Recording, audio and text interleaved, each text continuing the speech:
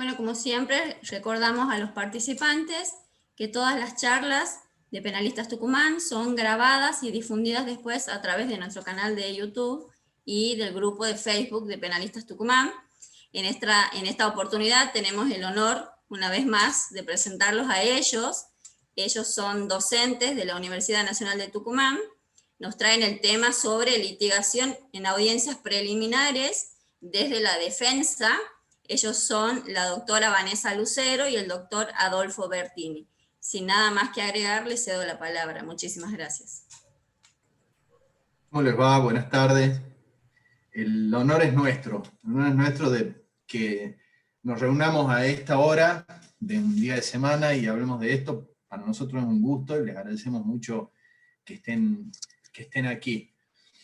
Bueno, nosotros hoy queremos hablarles de la lógica de la defensa en las audiencias preliminares. Quiero adelantarles algo. La idea es que charlemos sobre las herramientas y la dinámica que nosotros entendemos que es importante y necesaria para litigar en este nuevo sistema. Seguramente surgirán algunas cuestiones procesales. En la medida de lo posible, nosotros, no por evitarlo a lo procesal, sino por hablar de la litigación en particular, preferiremos enderezar para ahí la charla. Así que nuestra idea es hablar un rato, contarles cuáles son nuestras experiencias, nuestras ideas sobre cómo debiéramos trabajar los defensores en este nuevo sistema, y después dejar un tiempo para que charlemos sobre las inquietudes que tengan, las opiniones que tengan. Así que, y bueno, espero que estén cómodos. Sepan que en cualquier momento también pueden interrumpir si hay algo que les haga ruido o les llame la atención o no estén de acuerdo.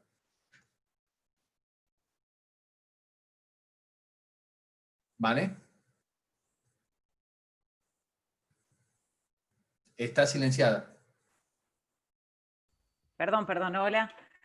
Bueno, gracias por estar acá. Veo algunos nombres conocidos, aunque no veo las caras. Gracias por estar. Bueno, como les decía Adolfo, la idea era traerles algunas propuestas para trabajar en las audiencias, en audiencias que hemos dividido en 3 audiencias principales, aunque podrían ser más, aunque algunas de estas se podrían dar juntas, es decir, ejemplo, la de cautelares junto con la de formalización, como generalmente se da, pero podrían darse por separado.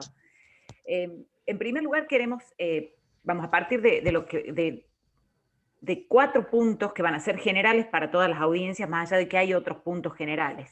En primer lugar, tratar de analizar el tema de la litigación en audiencias preliminares desde una lógica acusatoria, es decir, tratar de leer el código que tenemos en clave de litigación. ¿Qué significa esto? Que el Código Procesal de Tucumán, como el de la Nación, pueden tener soluciones que sean muy acusatorias y adversariales y otras que no lo sean tanto. Tenemos que saber que el Código Procesal de Tucumán, como el de la Nación, como el de cualquier provincia, es la concreción ni más ni menos que de una garantía básica de juicio oral y de audiencia oral que trae la Convención Americana en su artículo 8 y de los artículos de nuestra Constitución Nacional que contemplan el juicio por jurados. ¿Qué significa esto? Que cuando hay una discordancia entre los principios del sistema acusatorio adversarial, que implica contradicción pura en todas las audiencias, oralidad absoluta en todas las audiencias, oralidad como exposición oral de planteos y lucha de argumentación y no como lectura, cuando haya un planteo que el juez pide canalizar por escrito, cuando no haya acceso a la información que tiene la Fiscalía, aunque el código no previera la solución específica, lo mismo cuando se trata de la tarea de investigación de la defensa, la solución tiene que ser recurrir al orden constitucional y convencional. Ese es mi consejo. ¿Cómo? Y yo siempre lo trato de decir en las charlas porque me parece que es una herramienta útil. Invocando el artículo 2 de la Convención Americana en concordancia con el 1. Esto no es para que hablemos de derechos humanos, pero sí es un dato práctico. El artículo 2 le exige a los estados obligación de tomar medidas legislativas o de otros carácter. para garantizar los derechos. Si uno de los derechos es ser oído en audiencia, así está hecha la convención en inglés, ser oído en audiencia, no ser oído simplemente, y esa audiencia tiene que ser, como dice la Constitución Nacional, una audiencia prevista para un juicio por jurado, y el juicio por jurado solo puede entenderse con un sistema acusatorio y adversarial puro, entonces yo puedo pedirle al juez, mire, su señoría, yo sé que esta audiencia que le estoy pidiendo no estaría prevista en el código. Yo sé que le he pedido una audiencia de tal tema y ahora le estoy sacando otro tema. Si el juez es muy cuadrado, y acá quiero que hablemos en confianza porque si bien no somos todos quizás defensores, hay gente que hace otras cosas, pero creo que venimos acá a dar esta charla como defensores, ¿sí? Así que vamos a hablar en la confianza como si estuviéramos todos en una reunión solamente de defensores. Si el juez de repente es una persona que no tiene mucho conocimiento del sistema acusatorio adversarial, o que cree que solamente se ha cambiado el papel del código, pero que el sistema sigue siendo lo mismo, que es un cambio de artículo y no entiende la lógica, plantearlo de esta manera.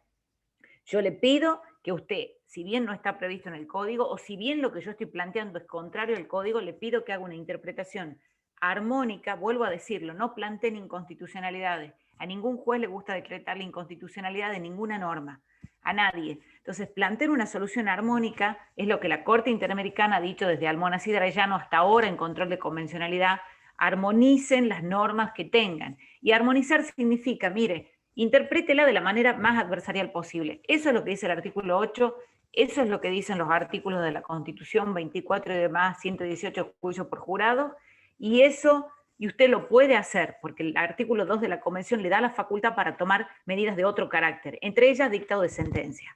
Entonces, esto, que si bien es muy jurídico, a veces es necesario cuando tenemos que hacer defensa de determinados planteos. Hay planteos que se van a tener que hacer y que obviamente van a tener que estar fundamentados jurídicamente como este. Yo recomiendo, a nosotros en el litigio, en el tribunal oral, hemos conseguido, a pesar que tenemos un código recontraviejo, muchas concesiones adversariales haciendo este planteo. Lo hemos intentado hacer los años anteriores con inconstitucionalidades, chau.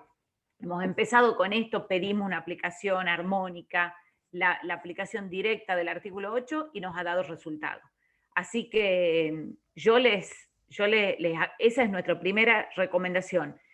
Interpretar el código en clave adversarial, usar el artículo 8 de los de la Constitución de juicios por jurado para hacer el planteo de que ese sistema adversarial puro es el sistema que constitucionalmente corresponde. Si el código es menos adversarial, corresponde adecuarlo hacia eso. Y así todos vamos a apoyar a que el sistema evolucione hacia donde tiene que evolucionar y no se vaya por carriles más formalistas. Bueno, le doy la palabra a mi coequiper. Vanessa. Sí, Dayana. Sí, ¿cómo estás? ¿Cómo estás, Dayana? Con respecto a eso que hablabas de la interpretación armónica con las convenciones internacionales, los tratados internacionales, acá, por ejemplo, en Santiago del Estero estamos con un inconveniente muy grave que está en un debate profundo, sobre todo en una modificación que se ha hecho del Código de Procedimiento, prohibiéndose las presentaciones de exhibiciones para los casos de los delitos de violencia de género. Entonces, directamente ya ante una denuncia, sin importar si, la sola denuncia basta para que la persona vaya detenida y que no le proceda la exhibición, directamente te la rechazan diciendo no por el artículo 208. Entonces, ni siquiera se permite hacerlo al pedido, decir no, ese derecho a la defensa directamente está negado. Me ha pasado un caso que era muy abismal, en donde la denuncia no tenía sustento, ningún tipo de prueba, sustento. Entonces lo he presentado como un habeas corpus a los fines de que se me fije una audiencia. Nosotros estamos con este nuevo sistema, lo llamamos nuevo porque, bueno, es hace 5 años ya que nosotros hemos entrado a regir el nuevo sistema, pero muchas cosas que todavía quedan por resolver con respecto a esto. Bueno, se lo ha planteado así, por un habeas corpus, para poder pedir, si de hecho sí se pide una interpretación armónica. Ahora en estos días ha habido un planteo de inconstitucionalidad y se ha hecho lugar.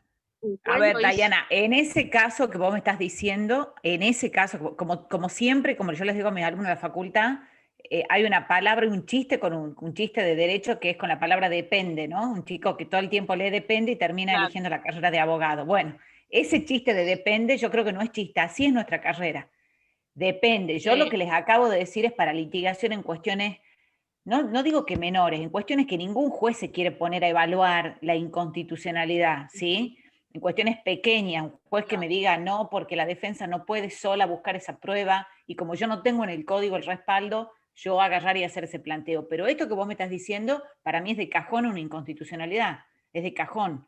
O sea, y en ese caso te tendrían que dar una audiencia para que vos la plantees, y es un caso para hacer obviamente con planteo de cuestión federal, porque la cuestión federal está muy clara, y es un caso para mí, esos casos para litigarlos como afectación de derechos constitucionales, aunque no te lo den en la primera audiencia, digamos, para ir en revisión y demás.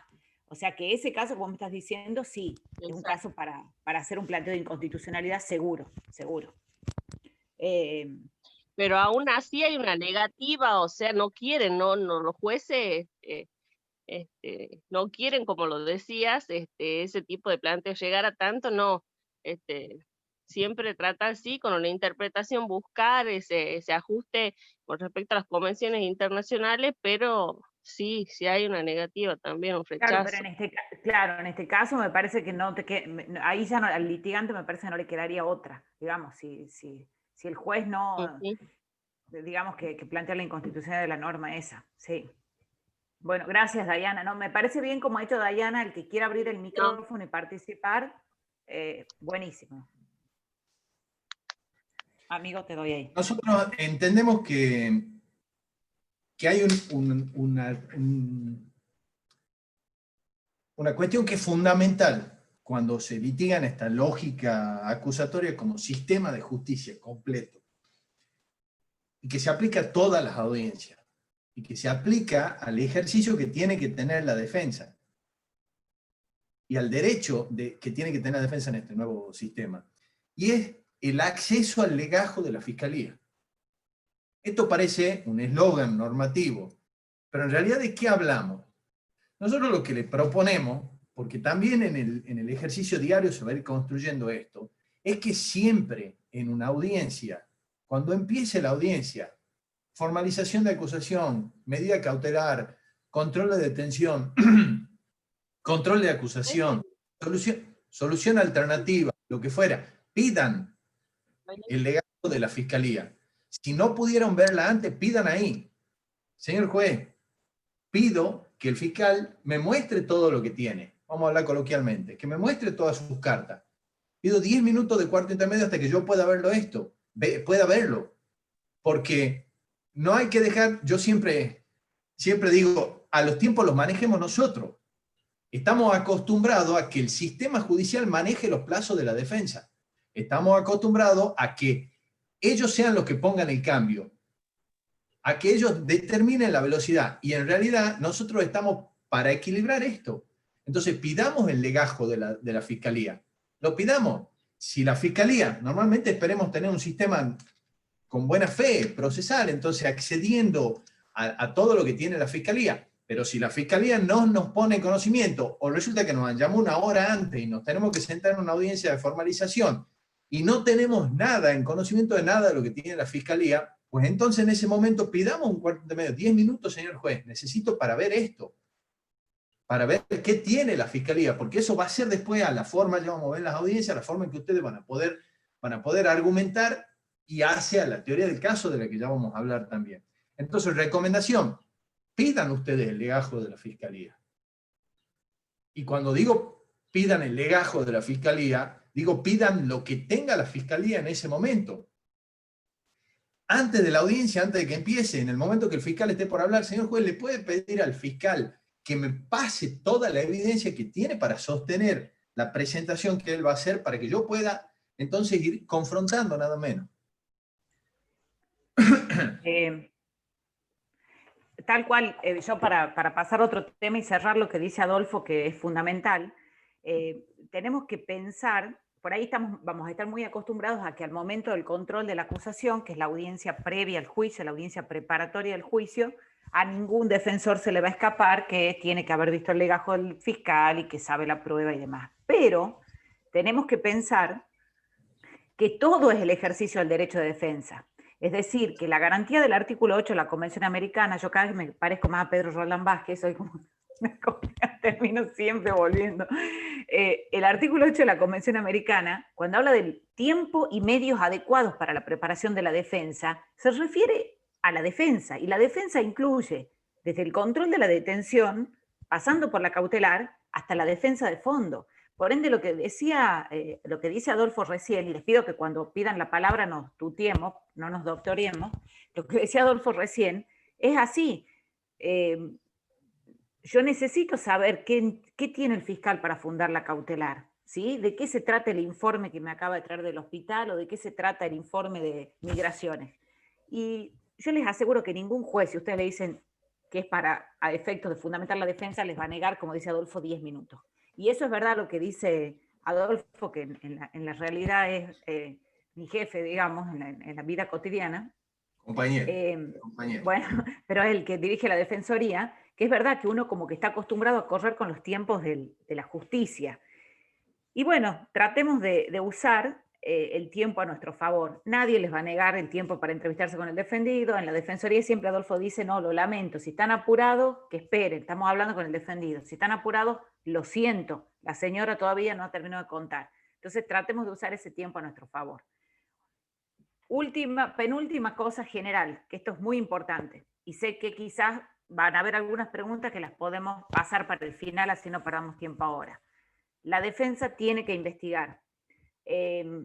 Yo, de hecho, algunos de los que están acá han leído un pequeño artículo que yo había escrito, que después lo publicó la Asociación de Pensamiento Penal, que dirige el doctor Juliano, que lamentablemente, tristemente, falleció hace muy poquito, en el que yo hablaba de la necesidad de que la defensa investigue sin pedirle el permiso al fiscal, como tiene el código nuestro. Yo antes de escribirlo el artículo, y esto les cuento muy brevemente, hablé con Martín Sabelli, en realidad porque, a ver, nosotros hablamos con Adolfo y nos parece una ridiculez la previsión, pero bueno, vemos el Código Procesal de la Nación, tiene la misma. El Código de Chile tiene la misma. ¿Por qué? Porque claro, como pensamos en sistema acusatorio, investigación en cabeza del fiscal, y entonces las facultades del juez las pasó a tener el fiscal, salvo en las que sean intromisiones a los derechos individuales, ¿verdad? Allanamientos, requisas y demás. En eso estamos todos de acuerdo. Bien, ahora, el sistema adversarial requiere como base, para que sea adversarial, partes que litiguen en igualdad de condiciones. Y si la defensa tiene que pedirle al fiscal autorización o permiso para producir una prueba, o al revés, está en cabeza del fiscal la facultad de decirle al defensor no, o aunque le dijera que sí, implica una intromisión muy grave en la actividad de la defensa. ¿Cómo se soluciona esto? Desde la defensa pública es muy fácil. La defensa pública tiene la facultad de cada vez ampliar su ámbito de investigación, tener investigadores privados, tener laboratorios, tener hasta fuerzas de investigación de la defensa, pero tiene una estructura, por supuesto, presupuestaria armada para eso. ¿Cómo se soluciona desde la defensa pública? Privada. Acá es más complicado, por supuesto, que desde el Estado, pero yo creo que no es imposible. Y de hecho, si nosotros miramos los países con los sistemas adversariales más avanzados, los que litigan hace 200 años con juicio por jurados y con este sistema, que son Estados Unidos e Inglaterra, allá no es el defensor público el mejor, es el defensor particular, son los estudios particulares, digamos. Por supuesto que tienen una estructura, pero esa estructura la tienen a fuerza de éxitos de alguna manera, ¿sí? De que han litigado en ese sistema y que les ha ido bien y la gente los ha preferido. Yo creo que hay algunas maneras en que los defensores particulares podrían solucionar la falta de acceso a la investigación, y algunas de las que se me ocurren, pero quizás da para otra charla que hagamos, la que charlemos de esto, es tener un registro de investigadores, que pueden estar, el registro es en la sede del Colegio de Abogados, los investigadores pueden ser ex policías, policías retirados, periodistas retirados, la gama es amplísima, no hace falta ni siquiera que sean policías. Y algunos estudios en Estados Unidos contratan a un investigador según el caso. Por supuesto que ese honorario del investigador tendrá que correr por cuenta del cliente, Si es un estudio de 4 abogados y capaz que lo que les conviene es, cuando tienen un caso penal de femicidio y ustedes defienden al presunto femicida, bueno, ahí contratar no a un policía, sino a una chica que sepa de periodismo, a una psicóloga que vaya y se entreviste con los testigos que puedan ir al juicio, que se entreviste con la víctima, que se entreviste con la madre, que se entreviste con los vecinos. Esa investigación de la defensa es esencial en este sistema. Sin esa actividad defensiva de investigación va a ser muy difícil que la defensa pueda jugar en igualdad de condiciones con el fiscal. Va a ir solamente a atajar penales y ya sabemos que en este sistema atajar penales solamente no sirve. Esa es una de las ideas, que es de decir, como digo, tener un registro de gente especializada en distintas áreas o con distintas habilidades, porque tener un empleado más en el estudio que investigue sería lo ideal, pero es mucho más costoso. Y que los abogados pudieran recurrir a ellos según su caso. Ese investigador luego incluso puede servir de testigo en juicio y así lo hacen los yanquis. La otra, que es más fácil, menos efectiva en todo, no sirve para todo, es usar mucho más los accesos, las redes sociales. Usen las redes sociales. Yo ya se los he dicho la otra vez, yo me he convertido en una absoluta buscadora en las redes sociales. Las redes sociales nos dicen muchísimas cosas de la gente y nos dicen cosas que son públicas. No estamos metiéndonos en su intimidad, porque si alguien quiere tener un Facebook privado, lo tiene. Twitter nos dice muchísimo de la gente, nos dicen incluso las publicaciones, nos dicen los diarios, y eso es parte de la investigación de la defensa. ¿Podemos ir a entrevistarnos con la gente? Sí. El problema es que somos nosotros los propios testigos de la entrevista. Y ahí es donde es medio complicado.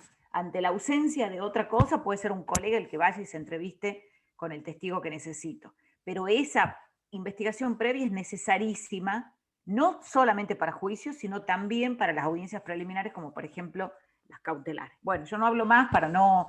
Y ahora, Adolfo, vos termina y pasamos a audiencia por audiencia. Fin. No, una broma. La teoría del caso. Ese es otro de los elementos que ustedes, con los que tienen que contar todo el tiempo.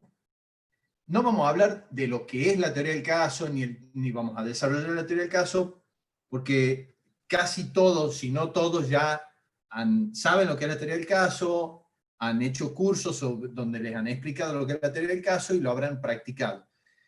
Pero hay una cuestión que hay que tener en cuenta. En las audiencias, y esto es importante, el otro día estábamos hablando con Vanessa y veíamos algunas cuestiones en las audiencias preliminares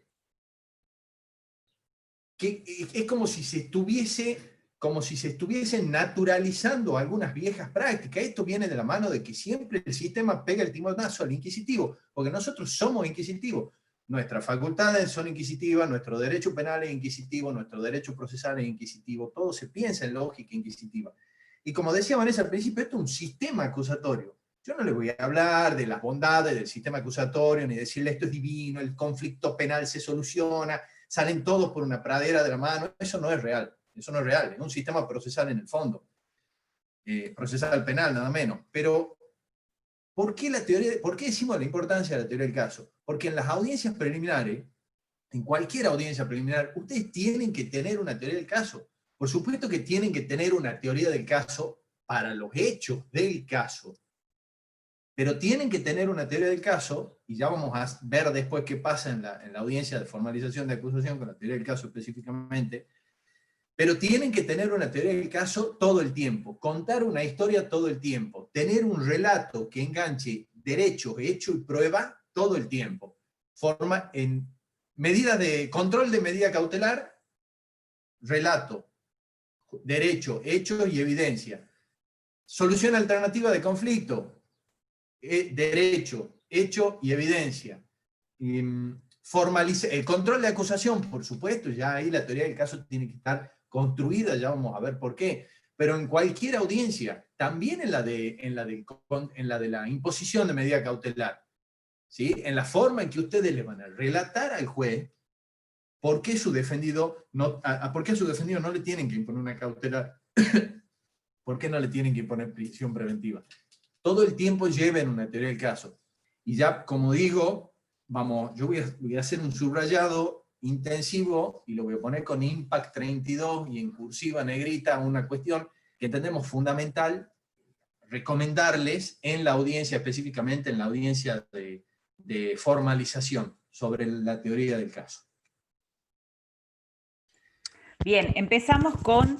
Hay muchas otras cuestiones que van a ir pasando en las audiencias, si alguien quiere abrir el micrófono, encantados, que van a ir pasando y que tienen que ver con todas, ¿sí? Pero, es decir, cosas que le vamos a recomendar para la audiencia de medidas cautelares de formalización, pero que en realidad son recomendaciones para cualquier audiencia oral, sea preliminar o sea de juicio, que en realidad es una forma de litigar que sería muy bueno que nosotros la empecemos a adquirir. Yo voy a empezar con esto, Adolfo, la audiencia de formalización. Perfecto. Nosotros en la audiencia de formalización vamos a que el fiscal le relate los hechos al imputado. Ese es básicamente, dicho en castellano, la audiencia de formalización. El fiscal le va a contar al imputado por qué está esta persona sentada ahí. No nos cuenta a nosotros. Y si entendemos eso bien, vamos a entender por qué es necesario que el fiscal hable en castellano, ¿sí? No en idioma abogadil, como dice mi hija que tiene 12 años y que me acompaña a todos los cursos de litigación y a los concursos y todo. Mi hija dice, mamá, yo lo que creo es que se quieren hacer los inteligentes. Y yo creo que tiene razón. Fíjense que es una niña y ella percibe que cuando hablamos en difícil, nos queremos hacer los inteligentes. Entonces, si yo voy a cuestionar el control de la detención, que es en donde nos queremos detener con Adolfo, porque al menos de lo que vamos viendo, y esto, chicos, chicas, hemos dicho que nos íbamos a tutear, sin querer hacer ningún tipo de crítica. Si alguien se ha mandado macana, pero no, Adolfo y yo, digamos, son los dos. No. Yo quiero contarles que lo voy a invitar a todos al acto de postdoctorado que estoy por conseguir, ya creo que fin de año, en meter la pata. Así que están todos ya. No, tenemos un prontuario de errores que hemos cometido. O sea, pero miles de cosas. Decir, ¿por qué me has dejado hacer eso? O porque después te ves y decís, ¿por qué? ¿Se acuerdan el video ese de Capusotto en el que está bailando con la chica y dice cómo lo ve la mujer, cómo lo ve él? Bueno, así que uno después se ve y dice, ay, me deben haber visto como Capusotto haciéndose el galán y yo creyendo que era re canchera y era una estúpida. Bueno, es decir, que todo lo que lo planteamos desde que estamos todos empezando este nuevo sistema y no desde la crítica, porque todos cometemos errores. La idea es justamente aprender de eso. Bueno, ¿qué es lo que yo he visto en las audiencias? Como decía, lo relaciono con el control de detención porque lo que hemos visto es como que las detenciones pasan como por un tobogán sin ningún tipo de actividad de la defensa. Obviamente, lo entendemos perfectamente, es una cuestión estratégica y todo depende. Habrá casos en donde la detención fue una maravilla, ¿sí? Fantástica, o la aprehensión, pero habrá otros casos que las de la detención no. Yo no creo que la policía de Tucumán a partir de ahora esté actuando como si fuera la policía danesa. No creo, ni que la policía de Tucumán haya pasado a ser la policía bueno, los suizos son bastante malitos, pero les quiero decir una policía de avanzada. No creo que haya perdido las mañas que tenía. Sin embargo, en las audiencias casi no hay control de detención, casi no hay. Incluso hay audiencias que el mismo juez le pregunta, no sé, por ejemplo, que la persona está golpeada y el mismo juez le pregunta, disculpe, los golpes, no, se los ha dado un agente en la calle. Y la situación queda medio confusa. Estaba la policía ya, dejó que lo golpeen. Bueno, conclusión. Ahora voy a ir a lo que quería decir, pero respecto al control de la detención, que ya voy a volver, tenemos que afilar cuchillos con relación al control de la detención. Y cuando hagamos el planteo de control de detención, acá viene el consejo, o hagamos el planteo de oponernos a una medida cautelar o de pedir la revisión de la medida cautelar, hablemos claro, ¿sí? Hablemos claro. ¿Cómo decías vos, Adolfo? Hacelo, por favor, hacelo. Quiero hacer un ejercicio con Pero esto todo, generalmente, perdón, los peores son esto no es nada corporativo de que seamos defensores, pero los que se llevan el galardón de hablar en un idioma que no entiende nadie son los fiscales. porque el fiscal indudablemente quiere hacerse, cree que es más fiscal si dice... si dice esto como lo vamos a mostrar ahora en el... A ver, dale. Yo voy a hacer dos cosas y después quiero que ustedes abran su micrófono y me digan qué es lo que ven que hago, ¿no? Primera cosa. Segunda cosa.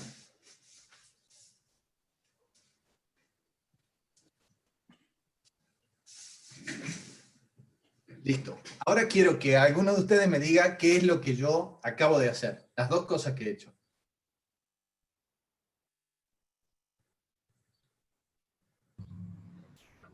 Te has hecho el importante al llegar. ¿Cómo? Te has hecho como el importante y has llegado como a la audiencia con una presencia así más fuerte. Pero, ¿y lo que he hecho antes, Guadalupe, qué he hecho? A ver, mira, ¿qué hago ahora? Me preparo para la batalla. Tomando pero agua. esto. He tomado agua. Tomaste ¿cierto? la botella. Tomaste la botella. Sí, como quien está por el campo. Estamos todos de acuerdo que esto es tomar agua. ¿Estamos de acuerdo? Sí. Bueno, y estamos de acuerdo en que esto es caminar y sentarme en un sillón. Estamos de acuerdo en eso. Estamos hablando aquí, olvídense que somos abogados y estamos hablando. Yo acabo de tomar agua. Sí, por supuesto, estamos de acuerdo en eso si somos objetivos, Adolfo. Bueno, ahora, hay algo que yo todavía lo hablamos con Vanessa y me voy a poner a investigar. Hay algo que pasa que hace que cuando pasamos la puerta de tribunales o cuando entramos a una sala de audiencia, esto se transforma en ingerir un líquido. Y eso que he hecho en desplazar mi humanidad por la sala. No tiene sentido. ¿Ven de lo que hablamos? No tiene sentido. No tiene sentido decir Adolfo ingirió un líquido, Adolfo desplazó su humanidad. El día tanto, ahora tanto, el imputado se trasladaba en una motocicleta de baja cilindrada de norte a sur y al llegar a la intersección de las calles A y B, paró su motocicleta. En ese momento hizo una maniobra intempestiva bajando su humanidad y disparó contra la humanidad de la víctima, realizando un disparo de arma de fuego en su rodilla derecha, produciéndole lesiones gravísimas. Está bien, esto está lleno de abstracción, está lleno de lenguaje complejo. Yo creo que estoy seguro que esto responde a la formación codificada e inquisitiva que tenemos en la cabeza. Por eso lo que hablaba Vanessa tan importante, de hablar claro. Tratemos de romper esa barrera, y tratemos de romper esa barrera porque lo que nosotros les proponemos son herramientas, y les proponemos esto después de haber cometido muchos errores, y lo que les proponemos son herramientas para litigar en un sistema acusatorio adversarial, con audiencia y por jurado. Y nosotros nos preparamos para cumplir con esos 4 requisitos. Cuando llegue el sistema de juicio por jurado, vamos a estar listos para litigarlo. Pero miren, por ejemplo, ayer estábamos en una clase con Vanessa y uno de los profesores decía, cuando ustedes están litigando con jurado, tienen que pensar siempre en el jurado. Entonces, cambia totalmente en que el jurado se represente la imagen visual, están hablando con el jurado indirectamente, el lenguaje tiene que ser claro. Bueno, empecemos a practicar eso y hablemos claro. Hablemos claro. Esa es la idea, esa es mi idea de lo que hablaba en relación a lo que... Así es. Bueno, entonces, como decía Adolfo, no transformemos los hechos cotidianos y las acciones que tienen un verbo que todo el mundo entiende, no los traslademos en un lenguaje que sea incomprensible. Fíjense que nosotros escribimos una nota como abogados y inmediatamente usamos palabras que jamás las usaríamos si estuviéramos escribiendo una carta. De lo que se trata ahora en la audiencia es de eso, hablar como se habla, no como se escribe, y por ende dejar de usar las palabras que usamos necesariamente o creemos que tenemos que usar cuando estamos escribiendo un escrito jurídico. Yo me he cansado, tampoco he visto tantas, pero las audiencias que he visto, de escuchar, por ejemplo, delito en grado de conato. Díganme si un imputado que tiene primaria completa, algunos llegan y se sientan y dicen no sé leer ni escribir, entiende que es en grado de conato. Yo les aseguro que la mitad de la facultad de Derecho no sabe qué es en grado de conato. ¿Por qué decir eso? Disparó contra la humanidad del otro, porque les juro que si se considera que una persona media usa 200 palabras para usar, ¿ustedes creen que entiende una persona disparó contra la humanidad de Juan? O sea, ¿qué es la humanidad de Juan? ¿Por qué no disparó contra Juan? ¿Por qué realizó una acción que indicaba que, por qué se acercó a ¿por qué no caminó hasta la puerta y no se dirigió hacia la puerta? ¿Sí? Lo que decía Adolfo recién, el verbo desplazarse. ¿Quién se desplaza en la vida real? ¿En serio ustedes se desplazan? Yo camino, corro o ando en auto, pero no me desplazo como si fuera una especie de extraterrestre que ando flotando por el mundo. Entonces, dejemos de usar esas palabras. Claro, eso, Camparín. Dejemos de usar esas palabras espantosas, porque encima son horribles las palabras, suenan feas cuando las decimos, porque no suenan naturales en nuestro lenguaje. Y tratemos, y esta es la propuesta, tratemos de usar los elementos que tiene un alegato de apertura, los elementos que tiene en cualquier planteo que hagamos. ¿Qué significa esto? No significa que yo voy a hacer un alegato de apertura y ahora me paro y digo el día, no, significa que las pautas que tiene un alegato de apertura para presentar una teoría del caso, que hacen que sea, ¿por qué son esas pautas? Porque es más persuasivo, porque crea una imagen visual y porque yo puedo convencer, las tratemos de usar para cuando hagamos un planteo en relación a una medida cautelar o un cuestionamiento de un control de detención. Ya vamos a volver sobre esto cuando hablemos cautelares. ¿Querés hablar, Adolfo, de los principios constitucionales en esta audiencia, del momento de... ¿Perdón? Adolfo, ¿De qué? ¿querés hablar de los principios constitucionales ahí en la audiencia de formalización? Brevemente. Bueno.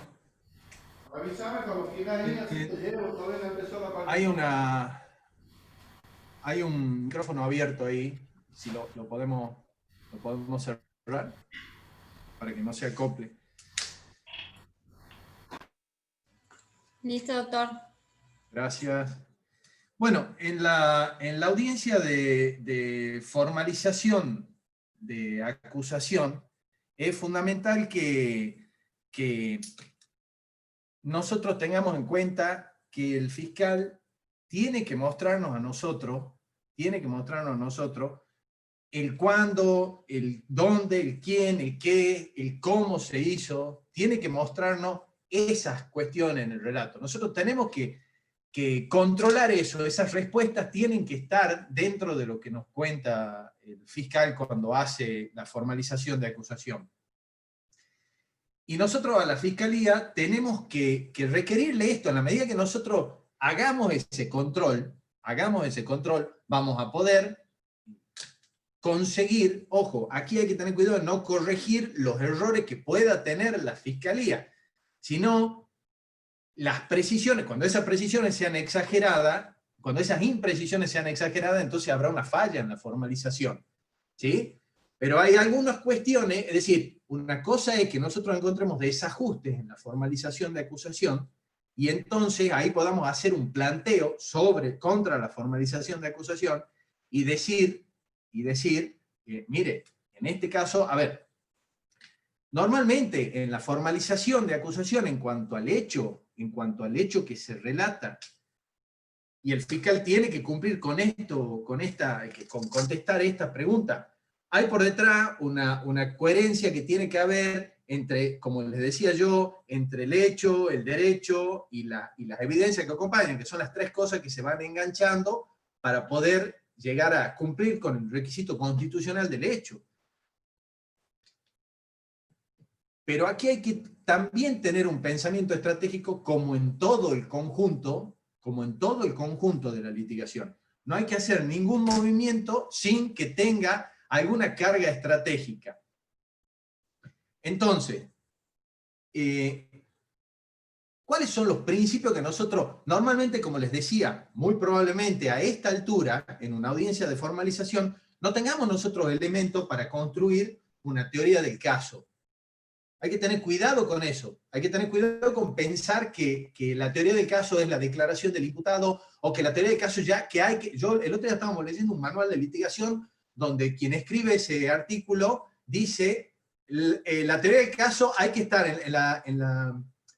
como decía, en la audiencia de formalización, tenés que tener ya una teoría del caso. No, la Fiscalía tendrá su primera aproximación a la teoría del caso, pero la defensa normalmente puede no tenerla. ¿Por qué? Porque la teoría del caso no es la declaración del imputado.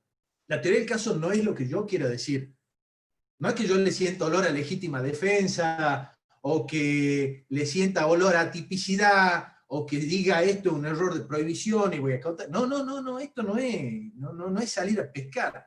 Ahí está el cuidado que hay que tener.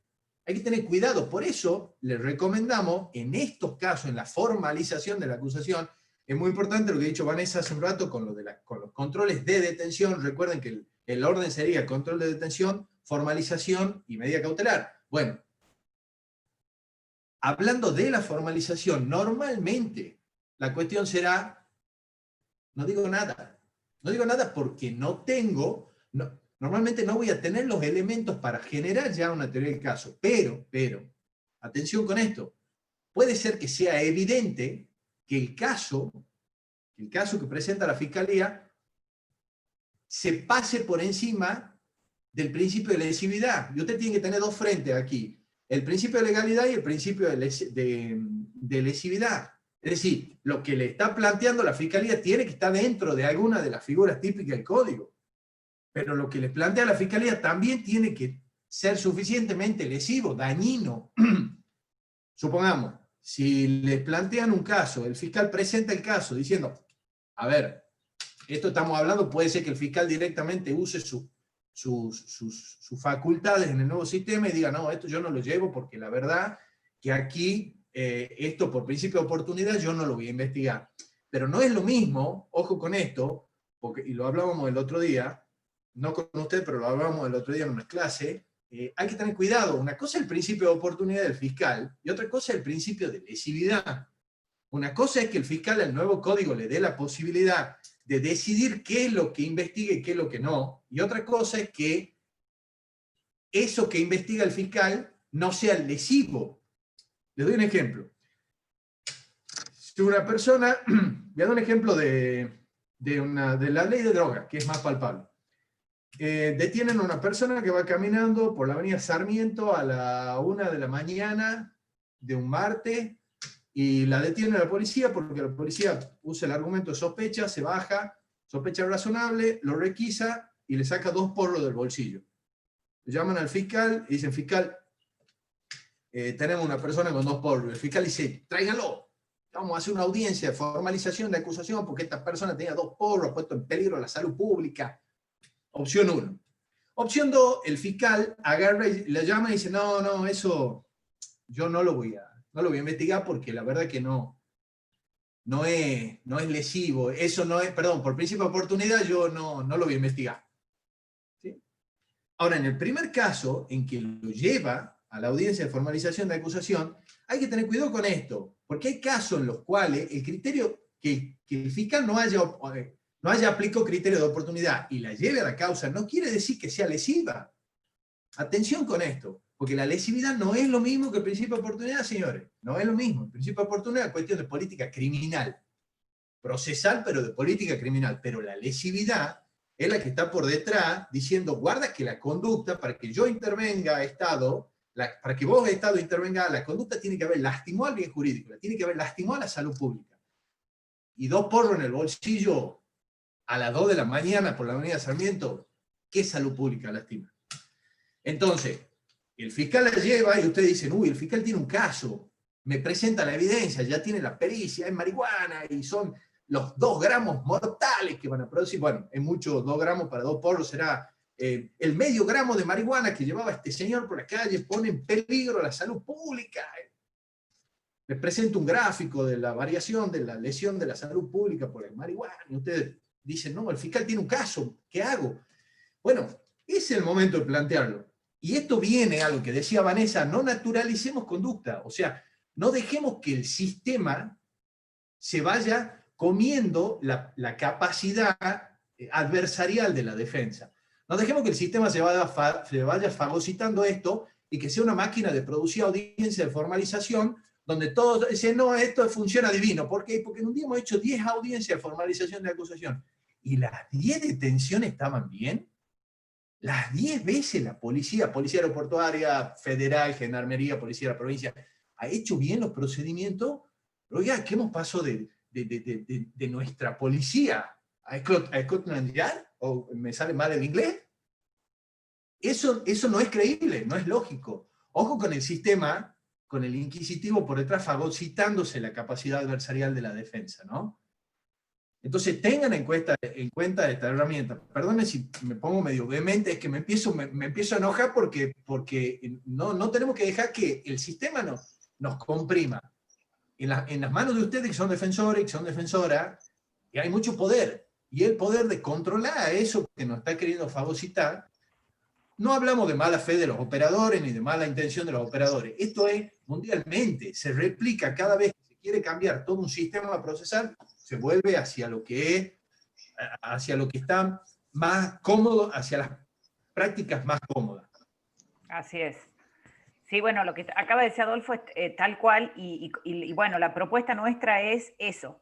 Este es el momento, la audiencia de formalización, para hacer todos los planteos de inconstitucionalidad por violación de qué sé yo, de la intimidad, por falta de lesividad. Este es el momento, la audiencia de violación del principio de legalidad, este es el momento. La audiencia de, incluso si yo tuviera que cuestionar algún tipo penal, ya sé que son cuestiones que no se van a dar en la generalidad de los casos, pero este es el momento. No lo hice acá, complicado luego hacerlo, ¿sí? Igual que con la detención, no cuestioné acá la detención, se acabó. Se acabó. Y no se olviden que muchas veces la detención es la puerta de entrada a la prueba que me traen. Esa es la importancia del control de la detención. ¿Y por qué hago esta introducción? Hace muy poquito, hace unos días, la Corte Interamericana, y yo ya cada vez más me parezco a Pedro, la Corte, no, pero esto es, en verdad lo tenía que nombrar porque es una cuestión práctica. La Corte Interamericana dictó 2 fallos, uno en Fernández Prieto y otro en Tumbeiro, que eran 2 casos de la Corte Suprema nuestra, que de hecho, a ver, todos los que han rendido concursos, como yo, aunque después los ganen y no les vaya bien, todos los que han rendido concursos deben haber estudiado, más se han estudiado para defensores, todos los fallos de la Corte en relación a requisas personales y detenciones en la vía pública. Y entre ellos estudiábamos Daray como un fallo bueno de la Corte que nos servía a los defensores, y Fernández Prieto y Tumbeiro como fallos malos, entre comillas, ¿sí? Y lo peor es que este caso Tumbeiro era del año 98, posterior a Daray, es decir, que la Corte mejoraba. Básicamente lo que había dicho la Corte es, mire, la policía cuando tiene una sospecha que es razonable y hay elementos, puede. Pero en definitiva no había dicho nada. En definitiva había dejado librado al olfato policial la decisión de cuándo había una sospecha razonable. Y eso es lo que se nos presenta todos los días. Por eso esto no es una cuestión abstracta. ¿Qué es lo que pasa con estos 2 fallos de la Corte, tanto Fernández Prieto como Tumbeiro? Uno había sido detenido por la Policía Federal, este señor Tumbeiro, que era un electricista que andaba caminando por un barrio vestido con ropa de electricista. La Policía Federal lo ve. Yo les cuento los hechos, ¿por qué? No porque les quiera enseñar jurisprudencia, que sé que todos conocen estos fallos, sino porque nuestra 4ª, 5ª, 6ª, no sé qué propuesta es, si van a hablar de jurisprudencia, hablen así, cuéntenle al juez cuáles son los hechos del caso, cítenla solo si fuera imprescindible, pero hagamos de cuenta que tuvieran un caso parecido al de Tumbeiro.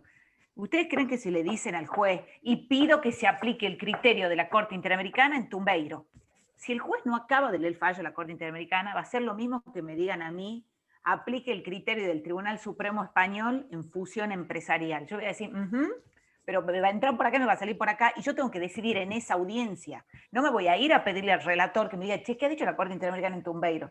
Y yo no puedo confiar en que todos los jueces son Pedro Roldán Vázquez, que están actualizados, o muchos otros jueces, lo pongo a él porque colega nuestro en la cátedra, digamos, y amigo. No puedo confiar en eso. Entonces, si yo voy a nombrar un fallo que realmente me sirve, no nombren jurisprudencia al vicio, los jueces lo detestan, lo que quieren saber es los hechos del caso. Pero si la necesitan, porque es el mismo caso del de ustedes, porque al defendido de ustedes lo han detenido en el barrio sur, porque estaba mal vestido, porque estaba medio desarreglado, trabaja en una obra, y estaba a una hora que a la policía le pareció sospechoso. Bueno, entonces cuéntenle al juez los hechos de Tumbeiro. Y cuéntenle así, señor juez, recientemente la Corte Interamericana acaba de declarar la responsabilidad argentina por hechos, por una detención similar a la detención que acaba de hacer la policía de Tucumán con mi defendido. ¿Saben qué caso lo ha dicho? En Tumbeiro. ¿Sabe quién era Tumbeiro? Era un electricista que caminaba por un barrio vestido de electricista. Cuando vio a la policía, dice la policía que se puso nervioso. Con esa excusa lo detuvo y luego dice la policía que le encontró droga adentro de un sobre. Tumbeiro pasó años en el sistema judicial hasta que la Corte Suprema confirmó la condena. ¿Sabe qué acaba de decir la Corte Interamericana? Que Tumbeiro estuvo mal detenido, que la policía no indicó las razones de la sospecha y que esa razón del aspecto y de la ropa y de la hora eran razones que implicaban discriminación. Se dan cuenta que es distinto este planteo porque ustedes medianamente, aunque el juez en la vida haya abierto un fallo de la Corte Suprema, más o menos va a entender de qué se trataba Tumbeiro, más o menos va a entender qué había dicho la Corte Suprema, y lo que le estoy diciendo yo es, ojo, le acaban de decir a Argentina, pero no solo le han dicho a Argentina, en Tumbeiro el Estado argentino admite la responsabilidad y admite que esas detenciones fundadas en el olfato policial, sin que la policía diga lo que han hecho, son ilegales. ¿Y saben cuáles son los casos, los hechos de Fernández Prieto? Que yo se los relato, como les digo, porque sé que les puede servir, después ustedes los leen. Señor juez, ayer acaban de detener a mi defendido que iba con 3 amigos en el auto, ¿sí? No había un control policial, un control de gendarmería requisando vehículos establecidos como dice el código. No, lo pararon al auto, los hicieron bajar porque les vieron una actitud sospechosa cuando ellos se acercaron. Y les encontraron en el auto 2 panes de marihuana. Esto que le pasó a Fernández Prieto, a las 3 personas que iban en el auto, es lo mismo que pasó ayer con mi defendido. Los pararon cuando iban en el auto. ¿Sabe lo que pasó con Fernández Prieto? La Corte Interamericana le acaba de decir al Estado argentino, le pido que aplique ese criterio.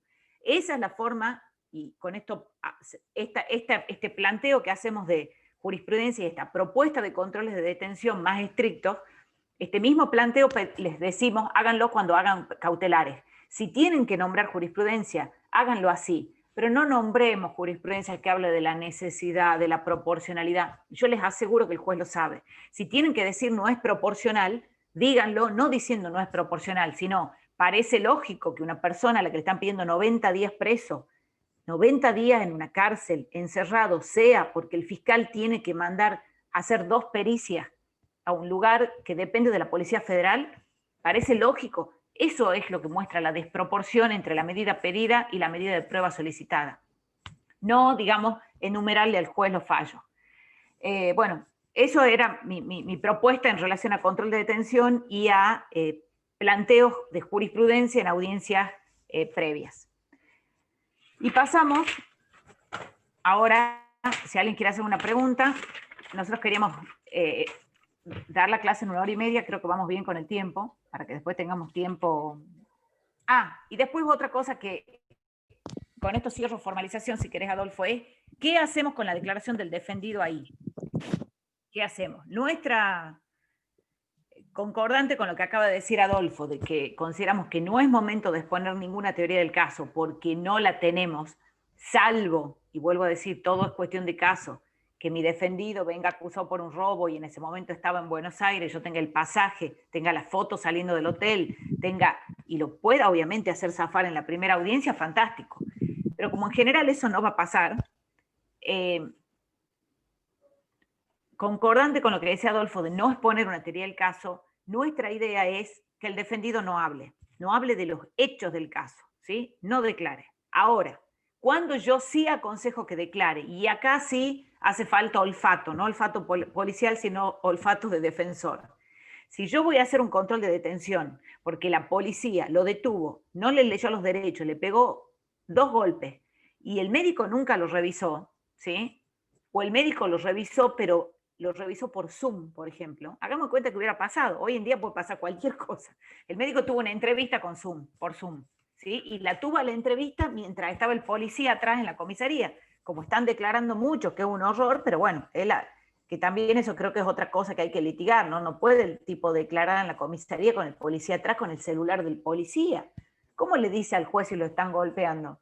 ¿Cómo le dice?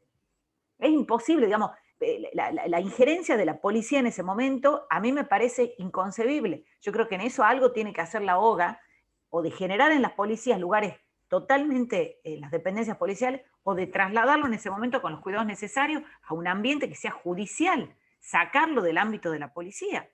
Si no está, pero uno lo ve en la audiencia, el policía es el que le acomoda el celular, y se ve atrás el gallito y el escudo de la policía. Claro, le dicen bueno, ¿le han pegado? No. Y tiene el policía al lado, y si no está el policía, está colgando una de las cachiporras de los tonfas, eso en el perchero de atrás. Es medio complejo. Es complejo. Es complejo. Pero entendemos que a veces como defensores no tenemos esa posibilidad de hacerlo de otra manera. Bueno, si hubiera sido así, digamos, como les digo, si está en la policía es muy difícil hacer lo que yo les voy a decir. Pero yo creo que es esencial la declaración del defendido en lo que se refiere a cautelares y a control de detención.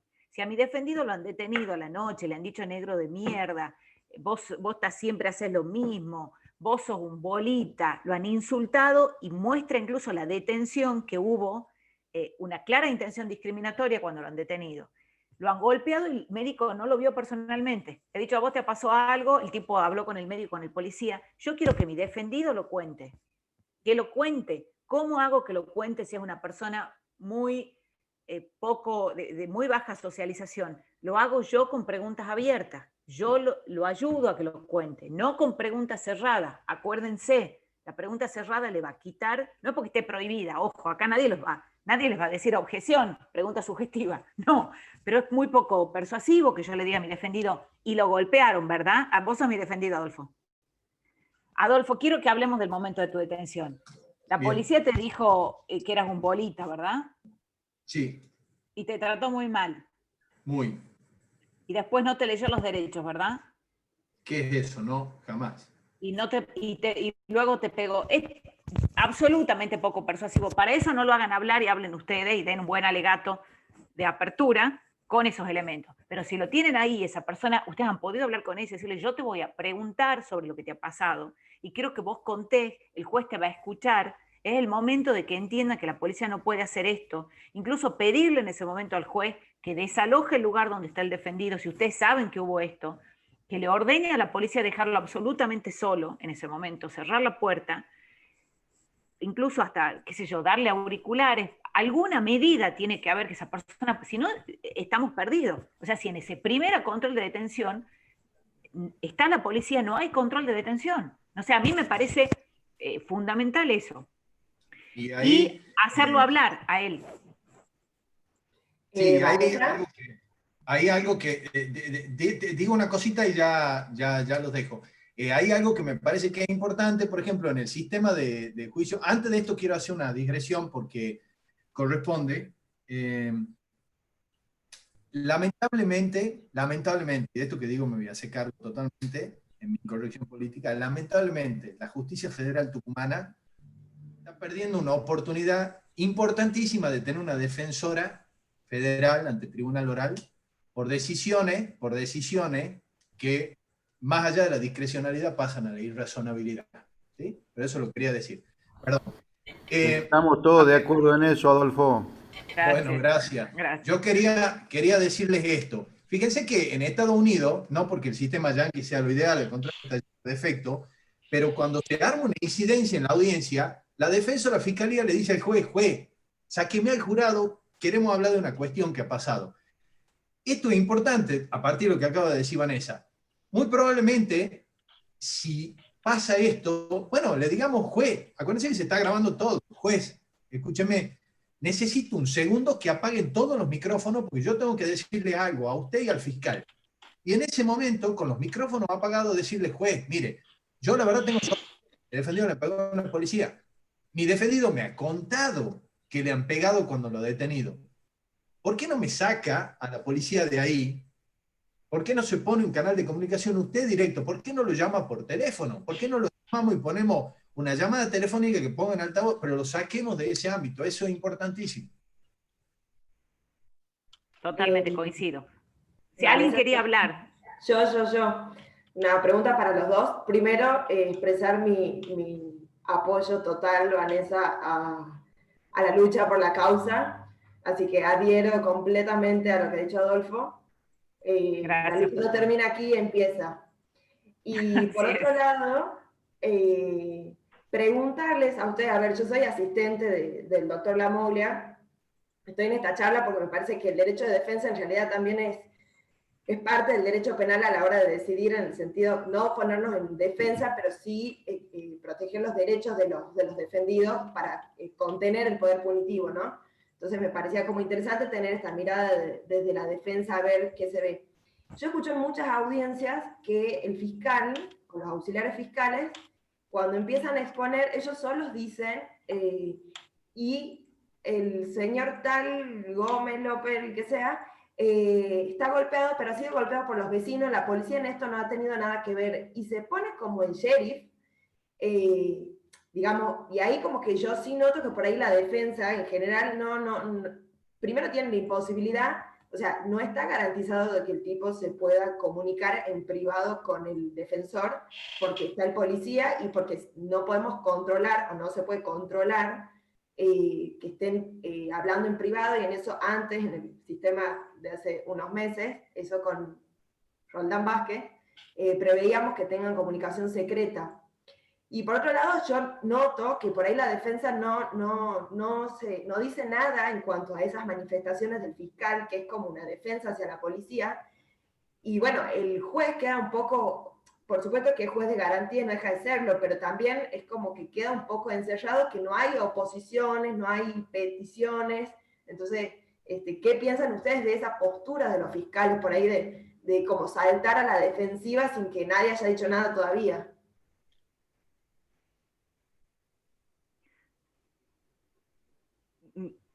Contesto yo, Adolfo, después te doy, si querés, el micrófono. Bueno, eso que vos has visto, Guada, es lo mismo que nosotros hemos notado en las audiencias que hemos visto. Hemos notado esa...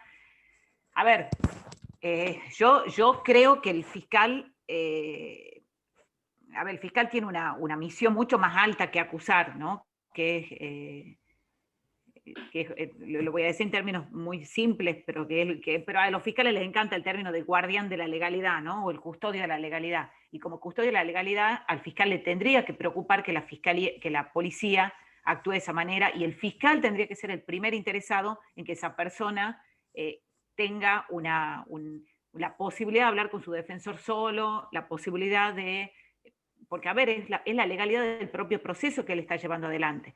Ahora bien, como no podemos, al menos desde nuestro punto de vista, influir en los fiscales, no sé qué directivas tendrán, capaz que, ojo, es toda una directiva de actuación de determinada manera.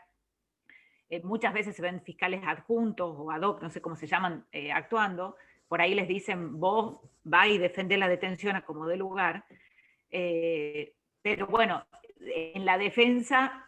Para nosotros no es perdonable, para nosotros es una obligación, porque aparte le tenemos que dar los elementos al juez. Yo creo que en ese caso el juez puede intervenir, ¿no? Como juez de garantía, de la misma manera que es custodia de las garantías y que tiene que tener una visión de vulnerabilidad en relación a la víctima, como custodia de las garantías, el juez podría decirle, señor, quiero que me cuente qué le ha pasado, señor defensor, ¿por qué está así? Señor defensor, quiero hablar con el defendido, usted puede hablar en privado, ¿quién está al lado suyo? Yo creo que el juez lo puede hacer. Es más, sería de buena práctica, y creo que eso mostraría, si el defensor está medio dormido, que el juez actúe de esa manera, muestra que el defensor, porque en general lo que uno espera es que el juez le diga al defensor, ya está, cállate, ya está, ¿sí? O sea, que nosotros seamos la molestia del juez, pero si el juez nos tiene que ayudar con eso, porque nos tiene que prender la alarma de que, pará, se me está pasando lo más importante, que es la forma en la que está, cómo llega este tipo de detenido, y cómo perdón, Adolfo, ya te doy. ¿Por qué es importante, y esto que vos decís, Guada? Porque en las dos causas que yo les nombraba, Fernández Prieto y Tumbeiro, ¿Cuál es la puerta de ingreso de la droga? La detención. O sea, la detención en general, salvo en algunos otros casos, o en muchos delitos, es la puerta de ingreso de la evidencia que después los incrimina. Entonces, ¿cómo no va a ser importante hacer el control de la detención? Si por lo que terminan en los casos en los que se declara ilegal la detención absolviendo, es porque si esa detención ha sido, a raíz de esa detención luego se encontró el elemento incriminante, digamos, por obvia exclusión probatoria, digamos, el elemento que se encuentra luego de esa detención, entonces se excluye. Entonces, es importante. Bueno, yo creo que el juez puede tener una actitud activa en ese caso, hace falta, pero es inexcusable en la defensa.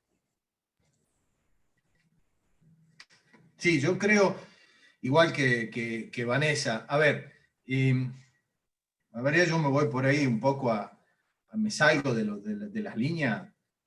¿Por qué? Porque también, a ver, el juez de audiencia de debate es como el árbitro de tenis que está al costado sin intervenir, resolviendo solo incidencia. El juez de instrucción, el juez de investigación penal, perdón, me salió un dejo inquisitivo, el juez de investigación preparatoria es como el árbitro de fútbol que está dentro de la cancha. Es más proactivo. Ninguno de los dos tiene que gestionar intereses, ninguno de los dos tiene que ponerse del lado de una de las partes, pero ojo, porque ustedes tienen al lado sentada a una persona que tiene su dignidad, su libertad y su socialidad. Y el tema es que el juez de garantía tiene al frente a una persona imputada. Entonces, su obligación de no gestionar intereses está por abajo de su meta obligación de proteger las garantías de esa persona. De manera que, como dice Vanessa, si la defensa, a ver, en realidad puede pasar, como seres humanos que cometamos errores, puede ser que a la defensa se le haya pasado, puede ser que sea una defensa más apocada, puede ser una defensa que no tenga mucha experiencia. También puede ser el resultado de la naturalización de conducta. Tienen la entrevista con el defendido y dice, ¿qué te ha pasado? Me mató la policía. Bueno, hermano, quédate tranquilo que esto lo solucionamos en la audiencia de formalización, no te van a dar medida cautelar, vos vas a estar en la casa a las 5 de la tarde. Y el tipo está con el ojo morado, un enfisema acá, le han quebrado una costilla, pero doctor, me duele.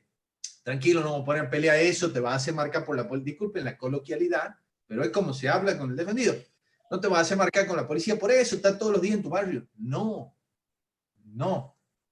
Ese es el punto en que hay. ¿Por qué? Porque si no, estamos naturalizando la conducta. Entonces, es el momento. Venimos quejándonos. Miren, yo estoy tan acostumbrado a perder que una vez he conseguido una absolución y la he apelado. Venimos tan acostumbrados a que la defensa, la castigada, que peligrosamente vamos a empezar a naturalizar estas cosas. No, bueno, el control de detención, no, ya es otra cosa. Ya no es antes que decíamos nulidad, no, esto, no, prueba, no, esto, no, es otra cosa. Entonces aprovechemos eso y hagamos el control de la detención, porque el resultado puede ser ni más ni menos exclusiones probatorias, en consecuencia que no se pueda formalizar acusación. Así que sí me parece que, y volviendo a lo que decía Guadalupe, me parece que el juez de garantía sí tiene que estar por encima del no gestionamiento de intereses, protegiendo esa garantía, esa integridad, esa socialidad y esa dignidad y esa libertad de la persona. Así que a mí me parece que sí lo tiene que gestionar el juez a eso. Así es. Bueno, chicos, pasemos, si les parece. Hola. Hola, sí. ¿Cómo anda, Facundo? ¿Cómo anda? También, Hola. antes de hacer una observación, también me quiero adherir a que me parece un horror lo que te hicieron, Vanessa. Gracias. Hubiese sido un lujo tenerte como defensora en Tucumán. Gracias. Les agradezco mucho porque en estos momentos de bajón, ese apoyo, aunque es importantísimo, así que les agradezco muchísimo. Gracias. Bueno, seguiremos acá dando clases. Ya llegará la hora. Así es. Bueno. He visto algo, te quería hacer una referencia a algunas audiencias que he visto. Una, por ejemplo, que me ha horrorizado mucho, en donde la formalización era robo agravado por el uso de armas en una arma inexistente, que no existía como secuestro. Y el juez atendiendo a que era una formalización provisoria, le hizo lugar, la defensa no se opuso, y ¿qué es lo que yo estoy notando? Que el Ministerio Público Fiscal, y de esto me hago cargo con mala fe, siempre va por la pena más gravosa, o sea, la calificación más gravosa. Una vez que pasa la formalización, utiliza esa formalización más gravosa para pedir medidas de coerción, prisión preventiva.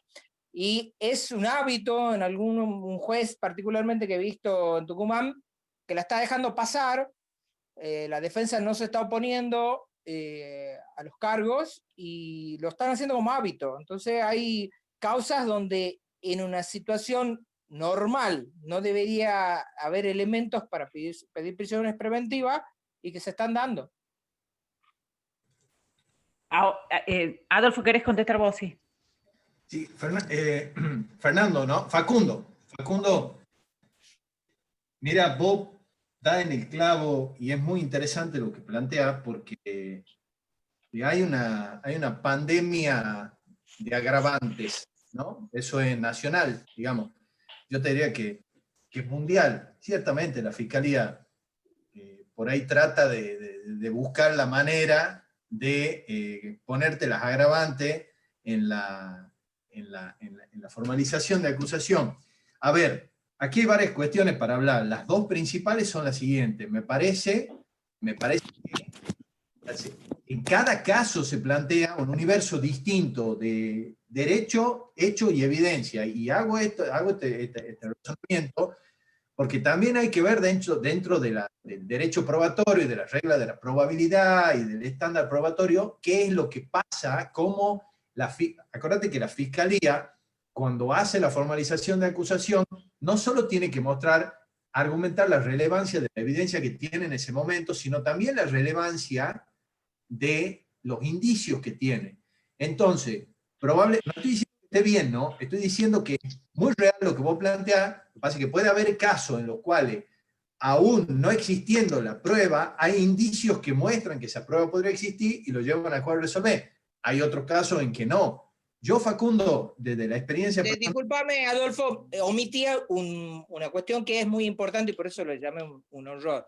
La aprehensión se había realizado aproximadamente a 5 kilómetros del supuesto lugar del hecho. El denunciante decía que dos personas de una determinada fisonomía lo habían asaltado. La policía sale a recorrer 5 kilómetros después, lo encuentra, supuestamente por una olfato policial, lo que estábamos hablando recién, por olfato policial, los aprende. No hay rueda de reconocimiento, sino simplemente los lleva a la policía como hace a veces como hábito. Che, estos dos son los que te han robado.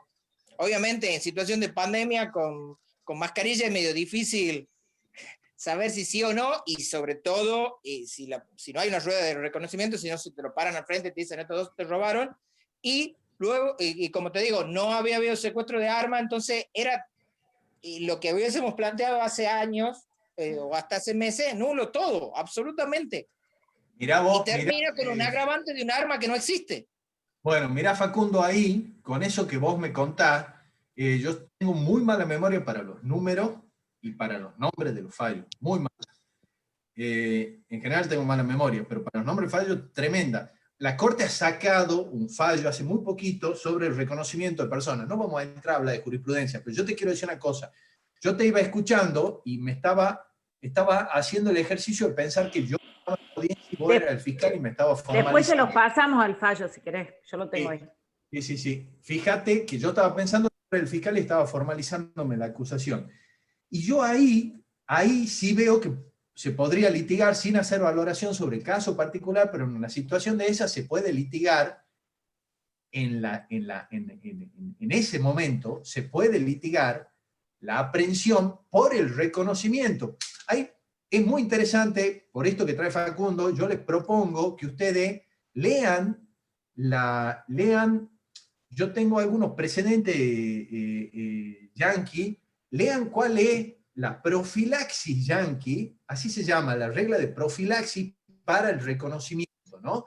Hay un montón de parámetros que han establecido los yanquis para el reconocimiento de personas, fotográfico o en rueda. Y justamente esa situación que vos has descrito, Facundo, de la policía llevando y diciendo, ¿quién es este señor que tengo al lado?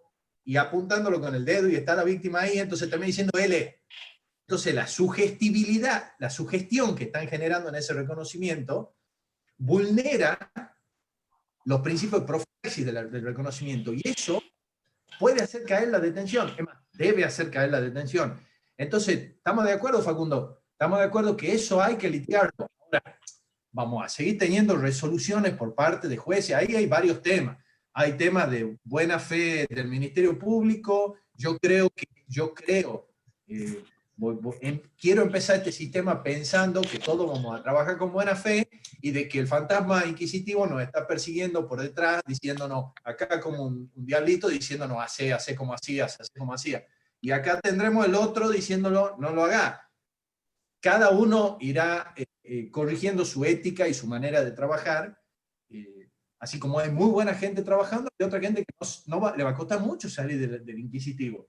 Entonces, lo que te digo, Facundo, me parece un tema interesante para litigarlo. Y eso hay que plantearlo ahí en la audiencia.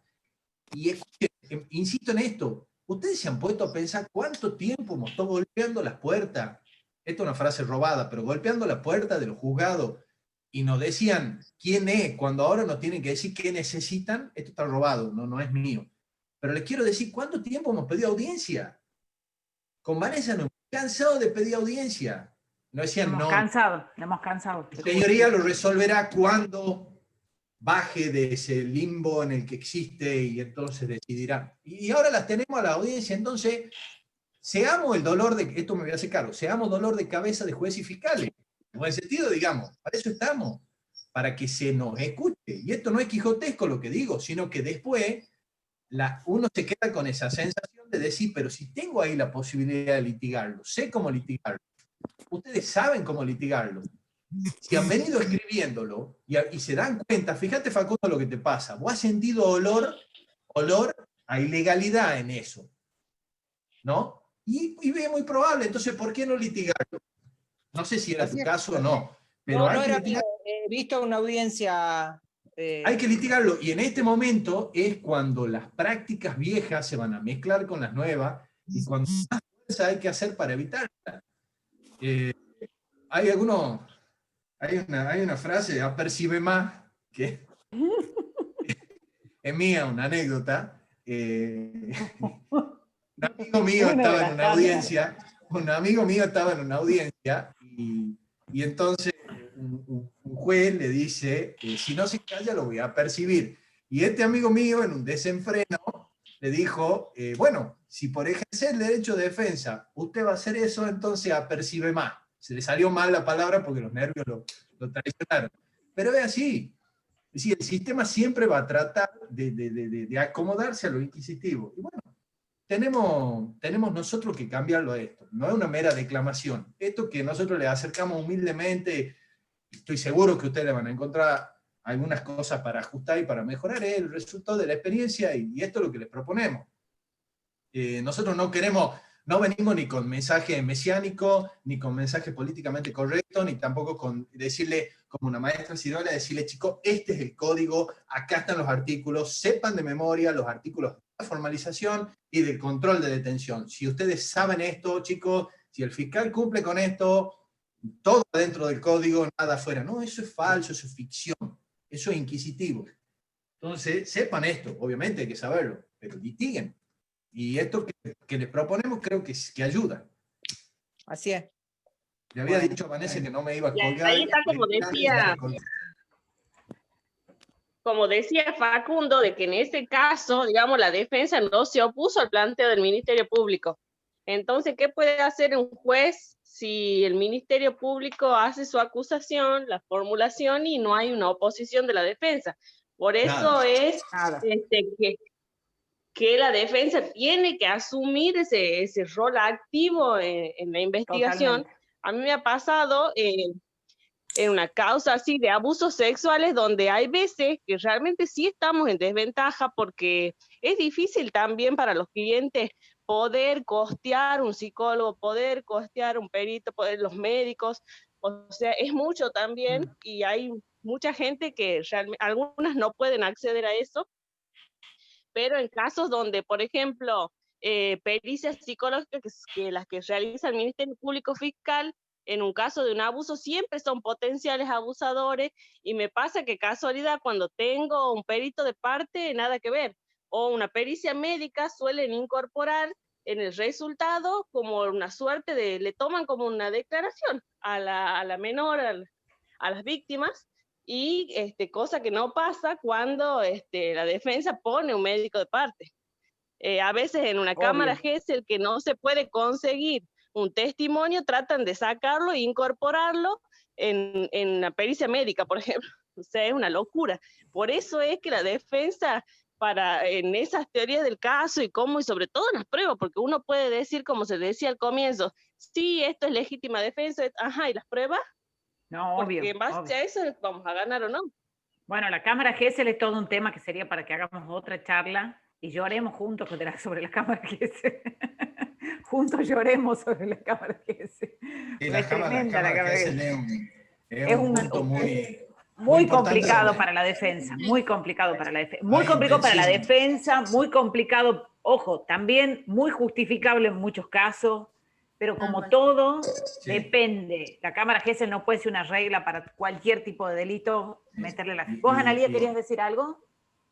Sí, no, más que nada, plantear 4 cuestiones quería, pero si algún otro colega tiene alguna pregunta, lo dejo para el final.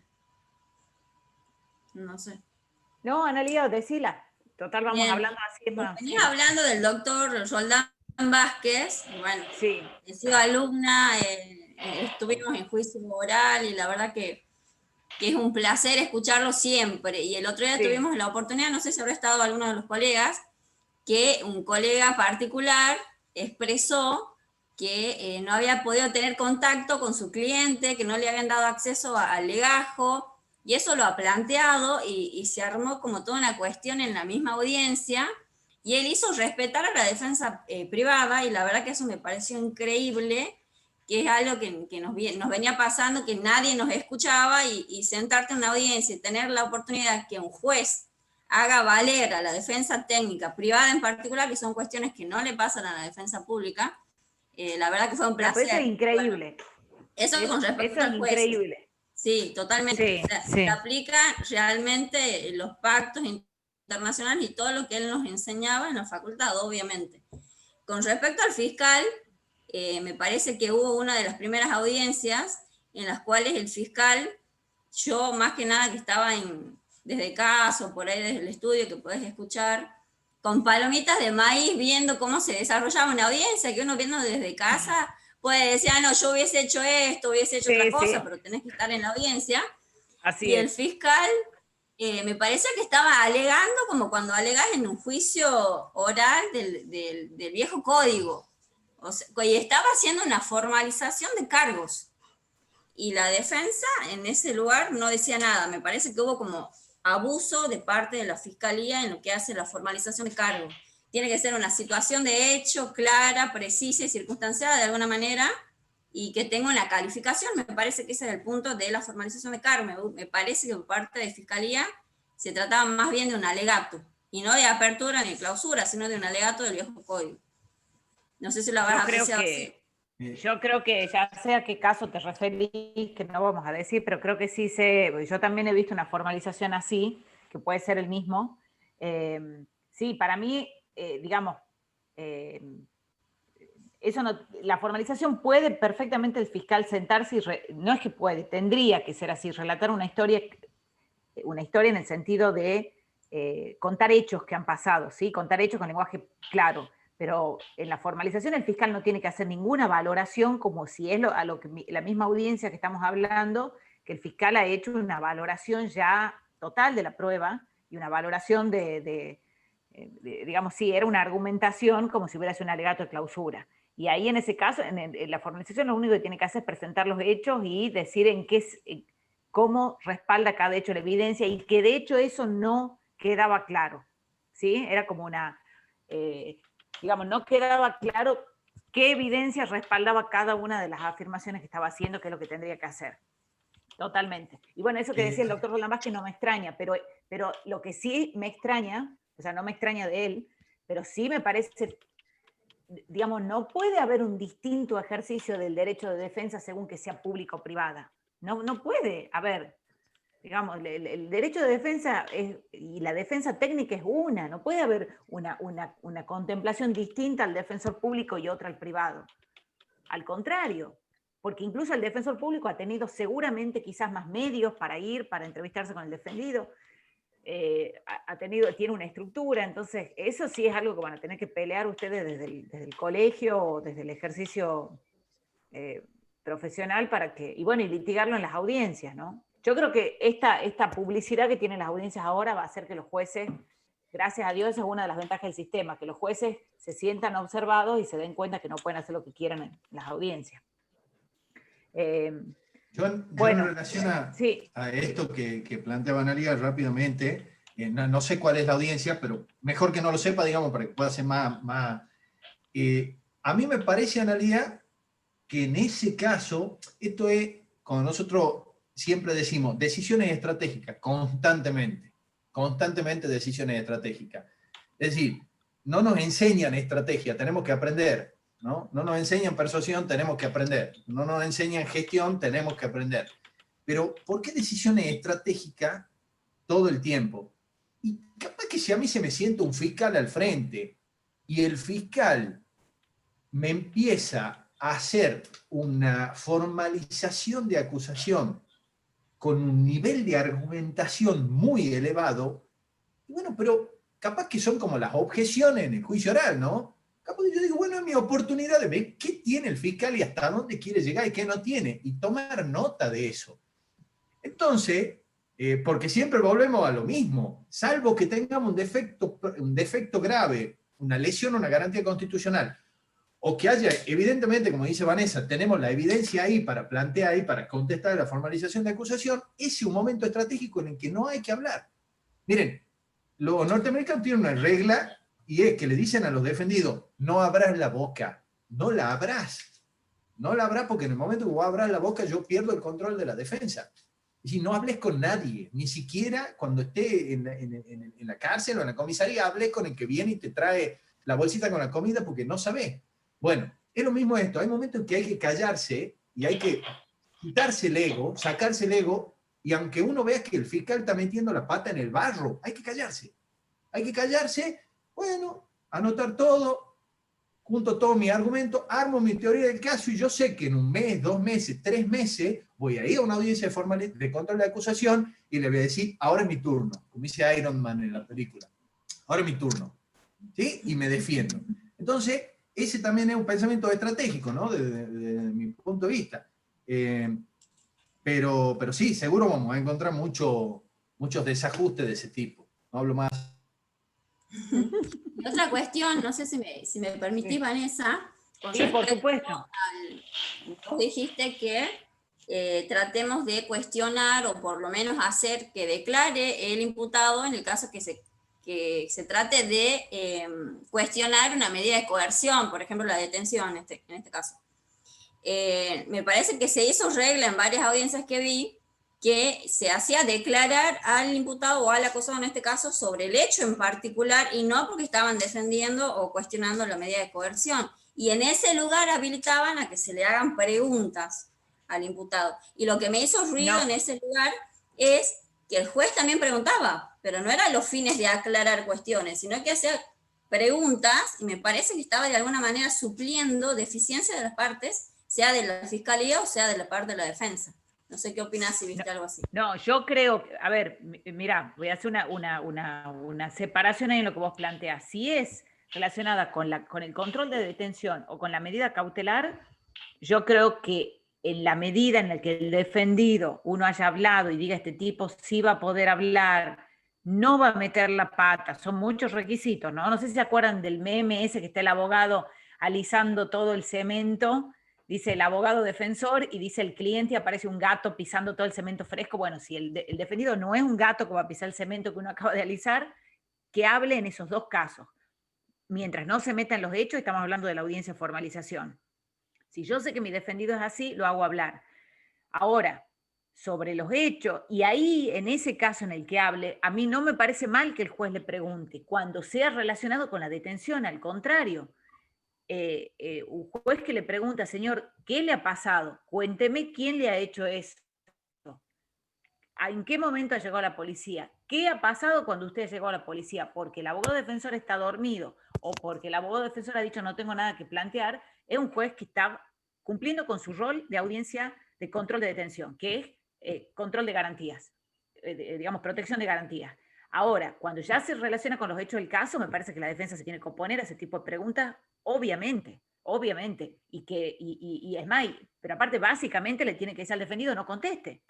Ahí, digamos, ni siquiera hace falta decirle al juez no pregunte, sino no conteste pregunta. Y declarar en la primera audiencia, aparte me parece que es tampoco no entender el sentido que tiene la primera audiencia.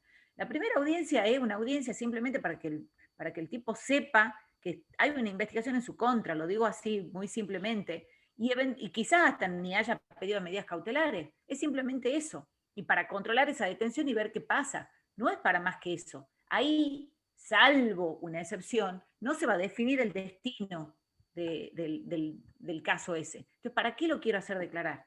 Para que quede ya la declaración esa y el fiscal después la use en juicio diciendo, pero al otro día de los hechos declaró en la audiencia de formalización. ¿Y sabe qué dijo? Otra cosa. Dijo que a él ¿para qué lo quiero hacer declarar? Lo más seguro es que no consiga nada. O sea, yo creo que en el fondo nos cuesta entender que en esa audiencia no vamos a hacer las estrellas.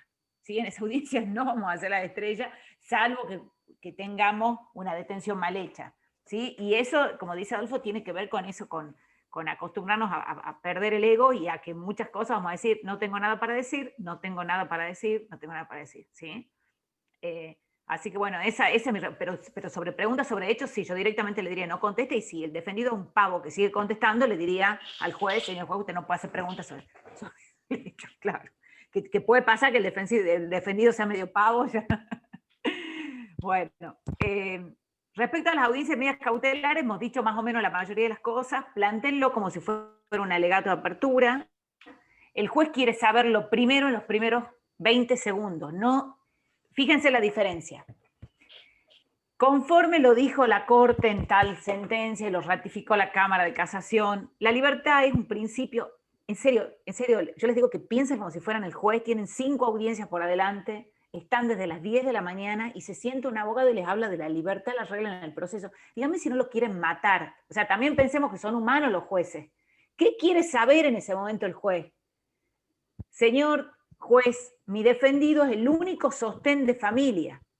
Su mujer está embarazada, tienen 5 chicos, ¿sabe dónde vive? ¿Yo qué haría? ¿Qué les aconsejo? Chicos, hoy todo el mundo tiene celulares, todo el mundo. Eso de que es una persona de bajos recursos, tiene un celular, les aseguro.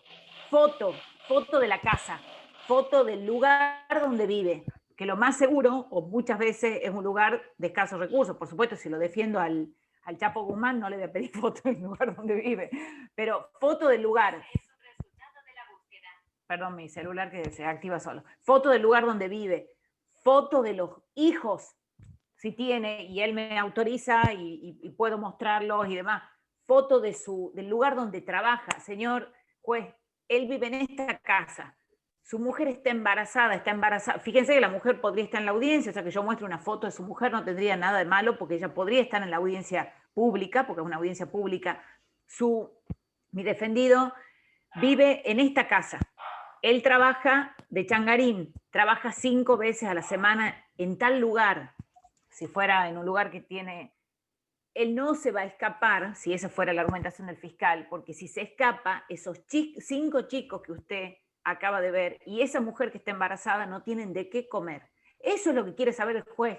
No quiere saber si la libertad es la regla, si la prisión preventiva, si lo que ha dicho la Corte en Loyo Fraire. Por favor, yo les aseguro que no sirve de nada. Pregúntale vos, Guadalupe, a Diego, si quiere escuchar que la libertad es la regla en el proceso. No, y yo las veces que hablamos con Pedro, dice lo mismo, vayan al hueso, vayan al punto, empiecen con lo más importante. Si tienen que decir que no puede obstaculizar la investigación porque no hay investigación, porque lo único que hay son 3 testigos que ya declararon, una cámara de seguridad que el fiscal ya la tiene y una pericia que ya está en la Policía Federal, digan eso.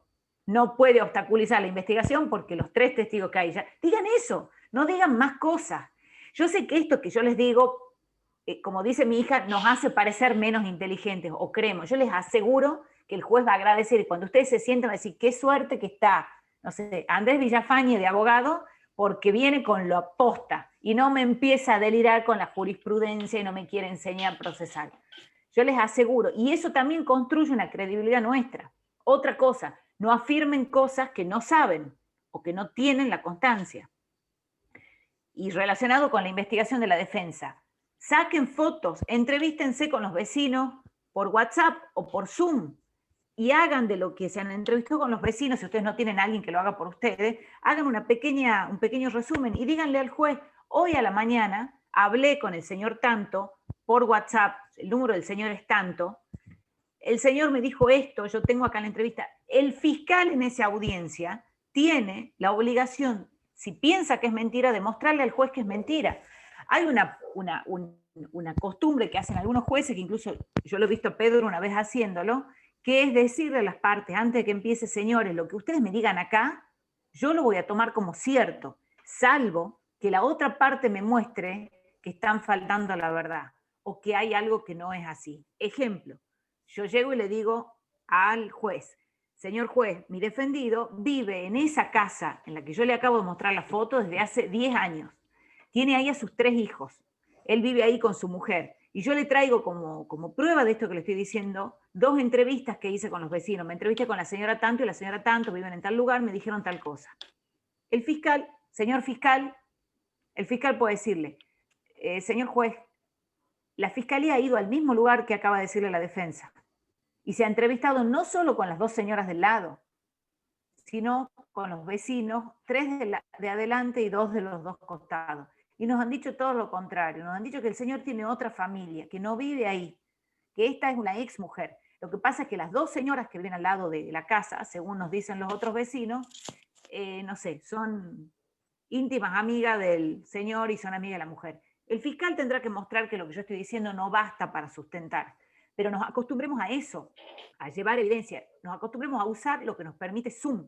Fíjense que lo que nos permite es pedirle al juez o al de la oficina de la abogada esto, lo que yo podría hacer ahora con Analía.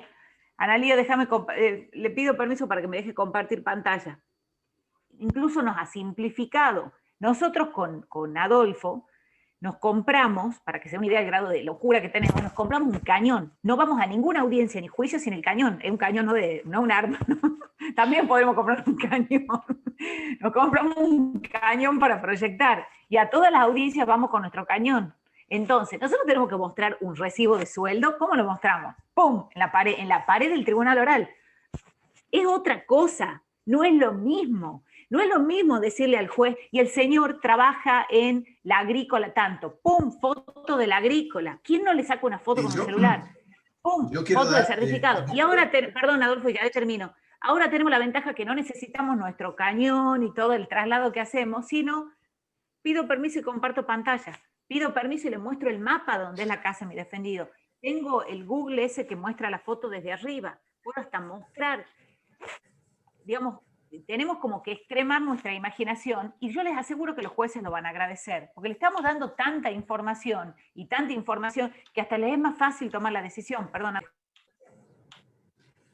Y específicamente hay en un caso, no es por hacer autorreferencia, pero sí en un caso, había un caso donde se discutía la firma de una persona que estábamos defendiendo en un acta de una fiscalía. Entonces la proyección de la firma en la pared, en grande, comparada con otra firma, que eran evidentemente de otra persona, estoy seguro que ha servido. Y eso que dice Vanessa es muy importante, hay que usar la herramienta tecnológica que tenemos y aprovecharnos del Zoom. aprovecharnos del Zoom, no solo eso, y cuando pase esta pandemia, que ojalá sea pronto, también utilizar los celulares. Decirle, mire, juez, acá tengo la foto, me la acaba de mandar, porque capaz tienen 2 horas entre que lo llaman y van y se sientan en la audiencia. Pero en esas 2 horas le pueden decir a la familia, mándame fotos de la casa, mándame fotos de la cuadra, mándame fotos de la iluminación de la calle, no sé lo que fuere.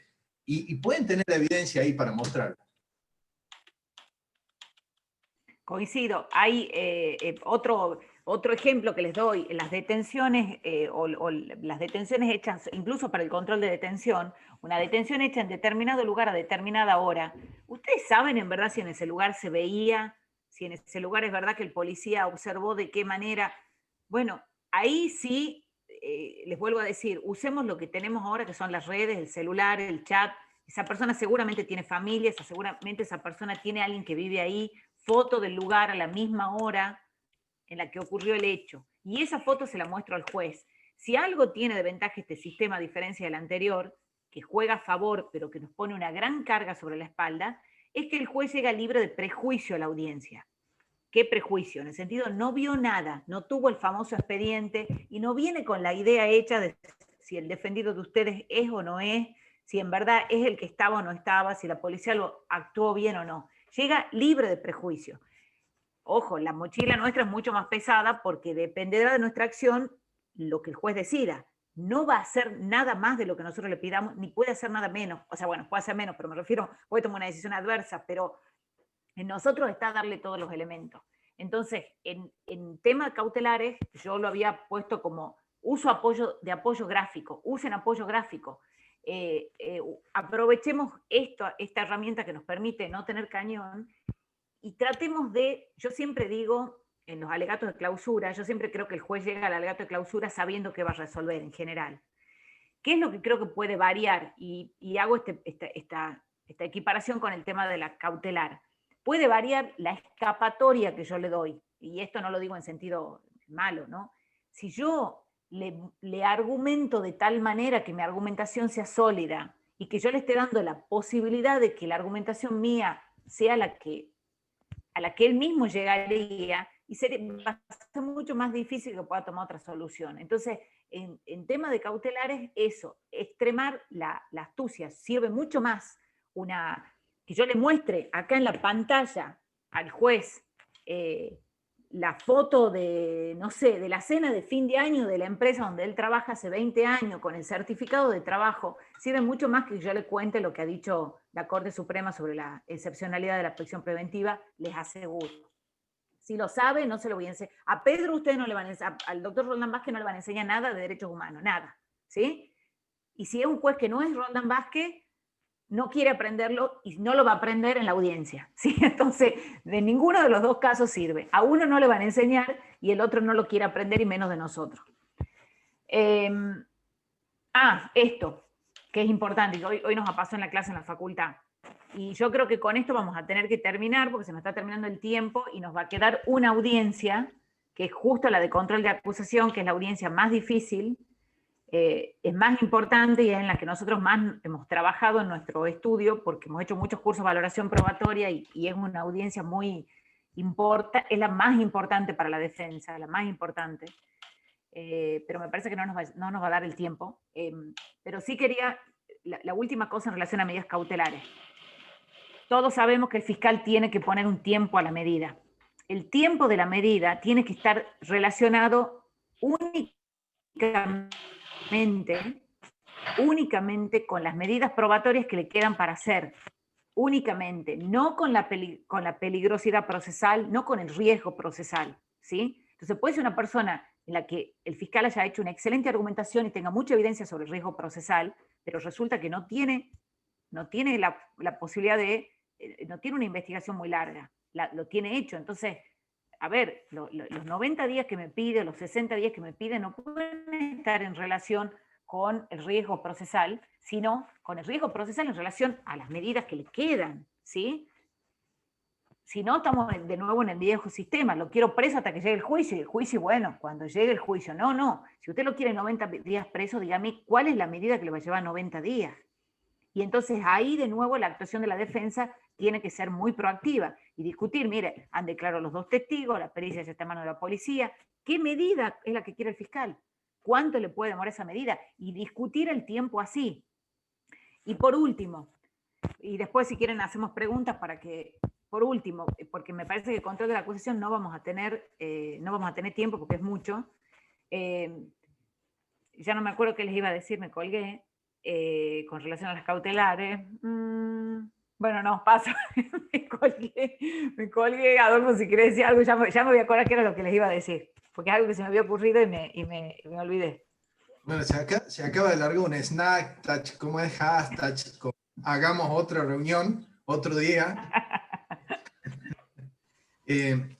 No, a ver, yo para terminar todo lo que me estoy charlando hoy y agradecerle la participación y el estar en esto muestra ya la intención que tenemos todos de ir para adelante y aprender este nuevo sistema. Tomen como... ¿Hola? ¿Me escuchan? Ahí está. Estas son algunas herramientas que nosotros le proponemos desde la experiencia, insisto en esto, hay muchas cosas y son el resultado de recolectarlas desde la práctica. Como les digo, el sistema tiende a tratar de naturalizar conductas que eran viejas y que son limitativas de derechos de nuestro defendido. Entonces, litiguemos todas esas cuestiones, traten ustedes sí a partir de esto que comentaba Vanessa, lo que ella escribió, nos parece que es muy importante muchas cosas que tienen para litigar, que tenemos para litigar cada uno en su ámbito, y esas cosas tienen que estar relacionadas principalmente con la posibilidad de mantener siempre el pie de igualdad con la Fiscalía, con el Ministerio Público Fiscal. El pie de igualdad en tener las mismas posibilidades investigativas, en acceder a los legajos, en poder trabajar también en las mismas condiciones, porque no sea que este desequilibrio sea el que haga que a veces la defensa se siente apocada y se siente eclipsada por un Ministerio Público Fiscal, y que así debe ser. El Ministerio Público Fiscal debe tener todas las herramientas para poder investigar, perseguir, castigar los delitos, eso está bien que así sea, pero el peligro de que esa naturalización de conducta haga que la defensa se vaya autolimitando y fagocitándose. Yo, como les digo, les agradezco mucho. Sé que cada uno tiene sus obligaciones, sus cosas, su vida en esta, no voy a decir nueva normalidad porque es una palabra que no me gusta para nada, pero en esta pandemia que estamos viviendo, cada uno tiene sus obligaciones. Insisto, para nosotros es un placer compartir estas cosas, un gusto hablar de todos estos temas, así que cuando quieran, ustedes nos convocan y nosotros estaremos con la señal de Usebert, ponen una señal así como la de Batman, y apareceremos. Sí, y tenemos muchas otras técnicas para enseñarle que son buenísimas. Sobre, por ejemplo, unas técnicas nuevas que tenemos que son de ¿cómo se llama? De quitarle a los testigos, por ejemplo. Quitarle la hostia de testigos. Caerse de la silla en audiencia y corregirlo. Adolfo, Vanessa. Lourdes. ¿Cómo estás? Hola Lourdes, ¿cómo estás? Bueno, aprovecho para saludarte, Adolfo. Vanessa. Vos sabés que no sabía si eras vos, negro, porque veía a Lourdes y digo... No, lo que pasa es que, bueno, una compañera configuró la máquina y dejó su nombre, y bueno. Así que bueno, aprovecho para saludarte, Adolfo. Un saludo especial y grande, Vanessa, por este momento también especial, por el cual te toca transitar. Y bueno, acompañarte desde la distancia, por supuesto. No porque quiera tener la última palabra, sino que simplemente quería escucharlos, bueno, a ustedes, a los chicos que están participando también de la jornada, y no, solamente agregar y remarcar en realidad lo que ambos dijeron en cuanto a que no hay otra manera que de auditar el sistema que no sea transcurriéndolo a través de la experiencia que cada uno va haciendo a través de los distintos sucesos procesales en los cuales consiste este nuevo sistema.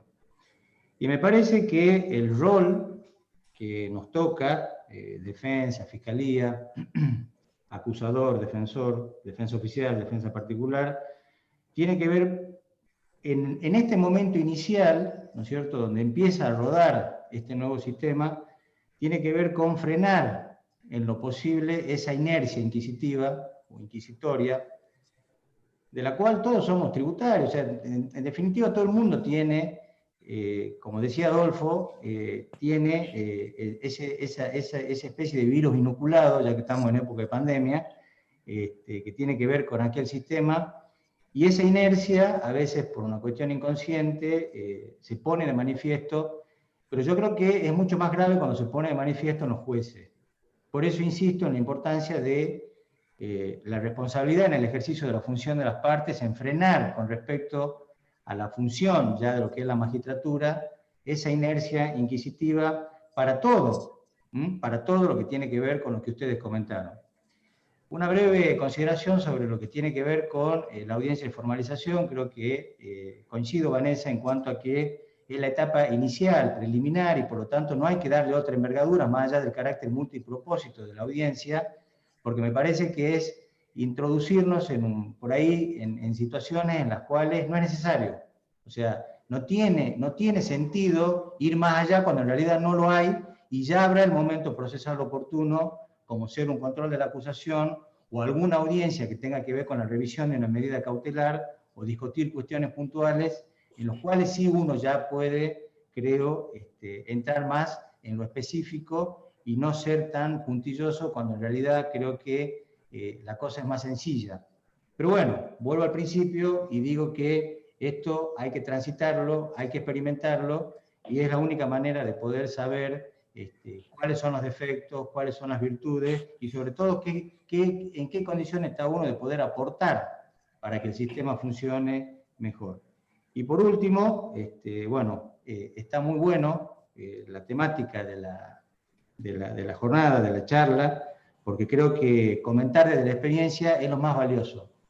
Se puede saber un poco más, se puede saber un poco menos, se puede saber un poco más de jurisprudencia, de doctrina, pero en definitiva lo que ocurre en una audiencia creo que forma parte de la experiencia común con una información diferenciada que tiene que ver, porque bueno, todos somos abogados y por lo tanto tendríamos la obligación de conocer cierta información, como digo, diferenciada respecto del lego, pero que no tiene otra finalidad que consolidar lo otro que tiene que ver con la experiencia común en cuanto al tratamiento de la prueba, en cuanto a los pedidos y en cuanto a la forma, básicamente, que me parece que en cuanto a la simplicidad que debe uno hacer uso, está un poco la clave de que el sistema sea más llevadero para todos y sea menos tedioso, por supuesto, y podamos arribar al resultado, bueno, de acuerdo a los intereses de las partes. Así que bueno, muchas gracias y los felicito porque la verdad que es muy buena la jornada. Gracias, gracias. Bueno, y agradecerles a ustedes una vez más, a Vanessa, a Adolfo, y ya están comprometidos para la próxima charla, ¿no? De acusación y admisibilidad de prueba. Ya la estamos armando, excelente. Así que buenísimo, la verdad que nos apropiamos de ustedes, hacemos abuso de ustedes y estamos muy contentos. La verdad que la pasión que ustedes transmiten cuando nos enseñan contagia. Les agradecemos muchísimo. No sé si Gloria querés decir algo. Gracias.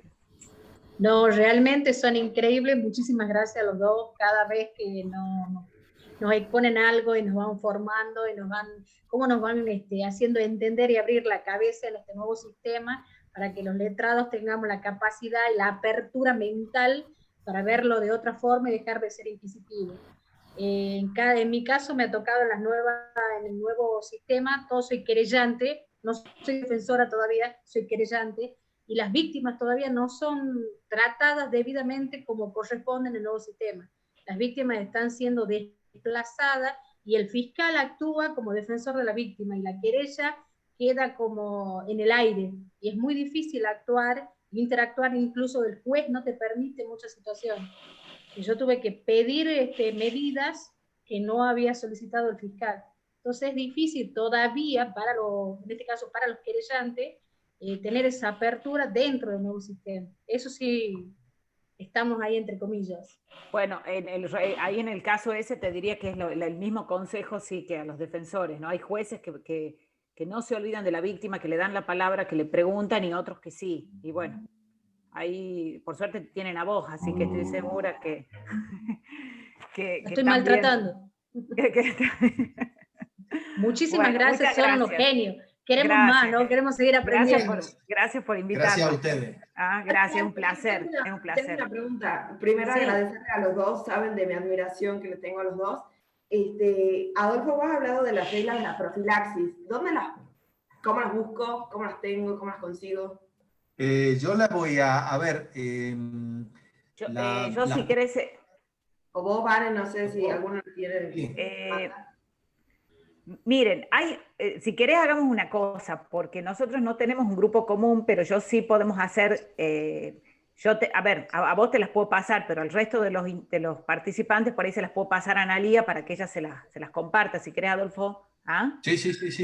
Y de todas maneras, yo les recomiendo una bibliografía en la que no tenemos nada que ver con el docente, hemos sido alumnos en un curso de posgrado, que es Nicolás Schiavo, y les recomiendo muchísimo la lectura de Nicolás Schiavo. Tiene al menos los 2 libros que nosotros hemos leído, uno que es Juicio por Jurados, donde hace un análisis del derecho probatorio muy bueno, y el otro Valoración Racional de la Prueba, y ahí él también trata las reglas de profilaxis en materia de reconocimiento. O sea que si les interesa el tema, sobre todo después que hagamos la audiencia de control de acusación, les aseguro que les va a quedar el tema del derecho probatorio picando. Les recomendamos Nicolás Schiavo. Al que quiera profundizar. Y nosotros me comprometo a pasarle a Analía y los fallos y te los paso, Guada. Dale, gracias. Si no, me mandan mensaje por celular y nosotros les pasamos lo que necesitan. Gracias a ustedes. Gracias, chicos. Muchas gracias. Gracias. Muchas gracias. Adiós.